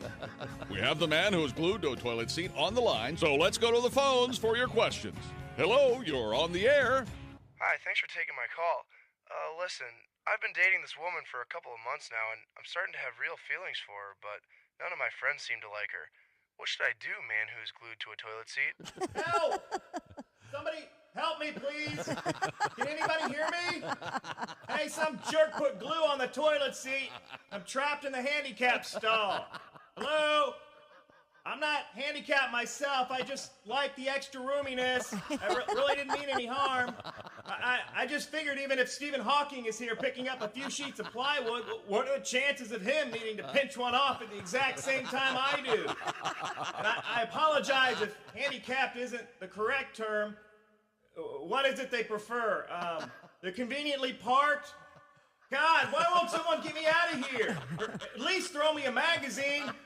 We've got time for one more call. Hello, you're on the air with the man who is glued to a toilet seat. Hello, long-time listener, first-time caller. I work in an office, and I've developed a huge crush on my married boss.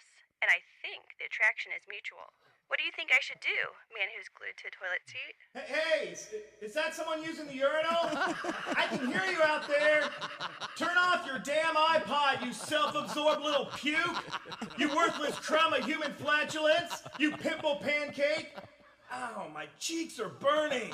Look, it's not the good kind of burning, like the kind you get after you've slipped the hooker an extra 50 to spank her with your hairbrush. Can you hear me? Someone help me, please. God, I can't believe this is happening to me. Again. Ooh, that's refreshing. This has been Ask the Man Who Is Glued to a Toilet Seat, advice guru for the Bob and Tom Show. Not to be confused with the Ask a Man Whose crazy ex-girlfriend glued his genitals to his stomach. That airs later.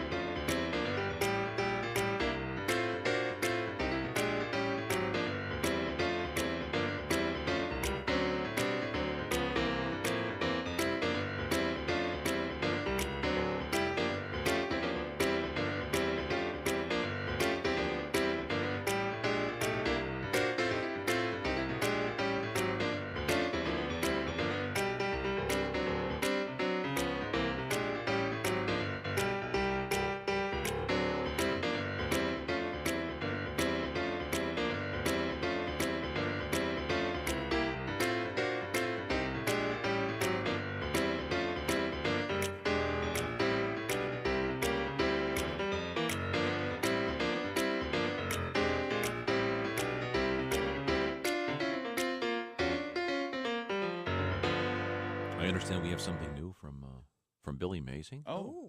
Hi, folks. Billy Mazing here with another amazing revolutionary product exclusively for Bob and Tom Show listeners. Ladies, how many times has this happened to you? You've spent a night hitting the bars and drinking way more than you should, but when it's time to hurry to the bathroom and vomit, your BFF is making out with some guy by the jukebox. Suddenly, you don't have anyone to hold your hair. Well, now your worries are over thanks to my amazing Barf Away barrettes. Only $19.95 for a set of 2, 3 sets for $89.95 plus shipping and handling. Yes, these fashionable accessories can be attached at the first signs of queasiness, holding even the most unruly quaff out of the line of fire. Each Billy Mazing Barf Away barrette utilizes oversized pinch clips, making them simple to apply, even for the most impaired fingers. Just put them on as you're making a beeline toward the facilities and don't worry about a thing. Barf Away barrettes work like magic to keep your hair swept back from your face and free of stomach contents, tooth fillings, and toilet water. You'll emerge from the bathroom or back alley stylish, empty, and ready for more. Just clip it, unload, and forget it. Best of all, if you order in the next 5 minutes, I'll include a tub of Bile Be Gone breath mints for absolutely free plus shipping and handling of $29.95. What comes up or down is nobody's business but yours with these powerful breath scrubbing mitts. So what are you waiting for? Order my Billy Mazing Barf Away barrettes and Bile Be Gone breath mints, and let's get this party started. I'm Billy Mazing.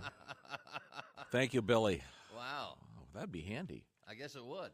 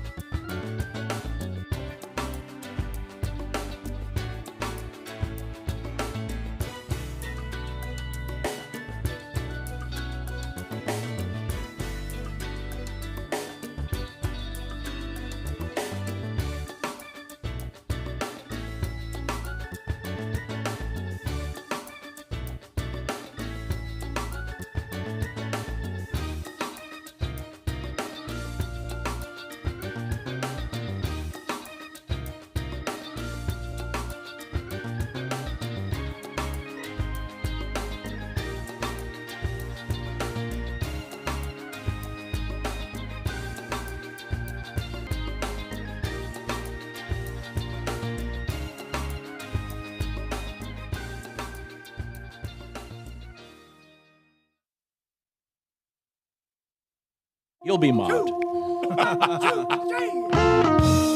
Welcome back to the Bob and Tom Show live from the Indianapolis Motor Speedway. Yeah! Woo!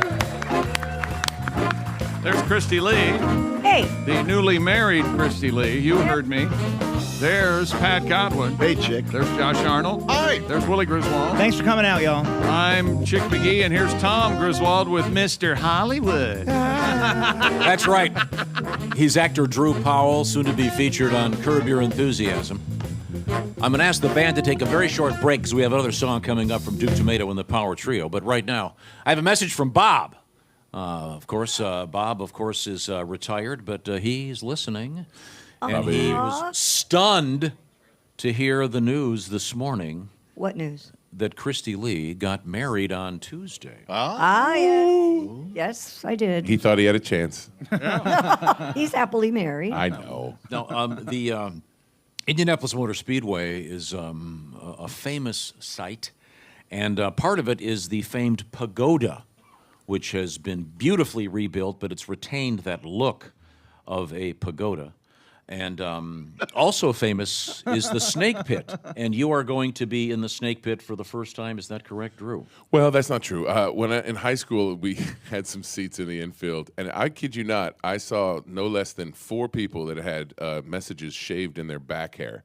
Wow. Yeah, including one that said Q95, Indy's home for rock and roll. There was a lot of words on there, is what I'm trying to say. Yeah. It's a big back. So I have...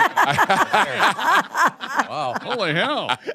You guys rock. Yeah. You were supposed to be looking for fleshier things, but that's okay.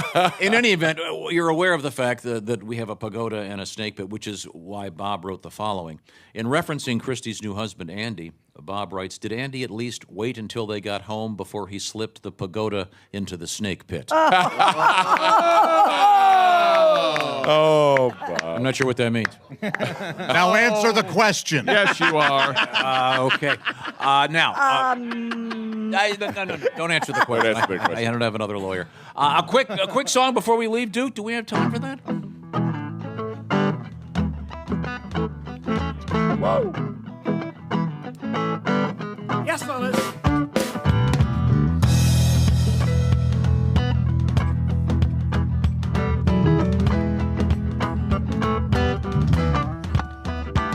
I wanna tie you up. I wanna tie you up. I wanna tie you up. I wanna tie you up. Leather gets slick, baby. Trouble gets squeaky. Come on tonight. It's time to get freaky. I wanna tie you up.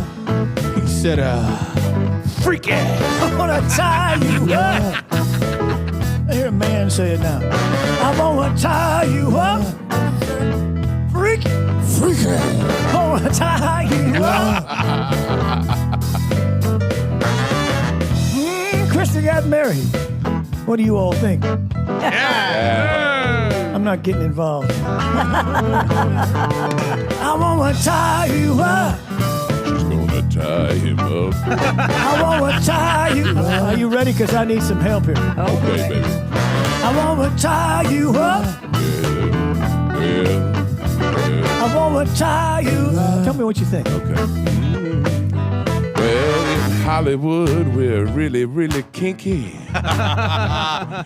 Sometimes in the middle, I stop and take a drinky. Yeah. Really, really kinky. I need the writers back. Please. Please. You hear me, Netflix? I wanna tie you up. I wanna tie you up. I wanna tie you up. I wanna tie you up. Hey, Duke. You know, in Hollywood, they're oh so kinky. Yeah. Ladies, you should see what Drew can do with just his pinky. That's the writer, ladies and gentlemen. There you go. I wanna tie you up. I wanna tie you up. I wanna tie you up. Sorry, Mom. Man.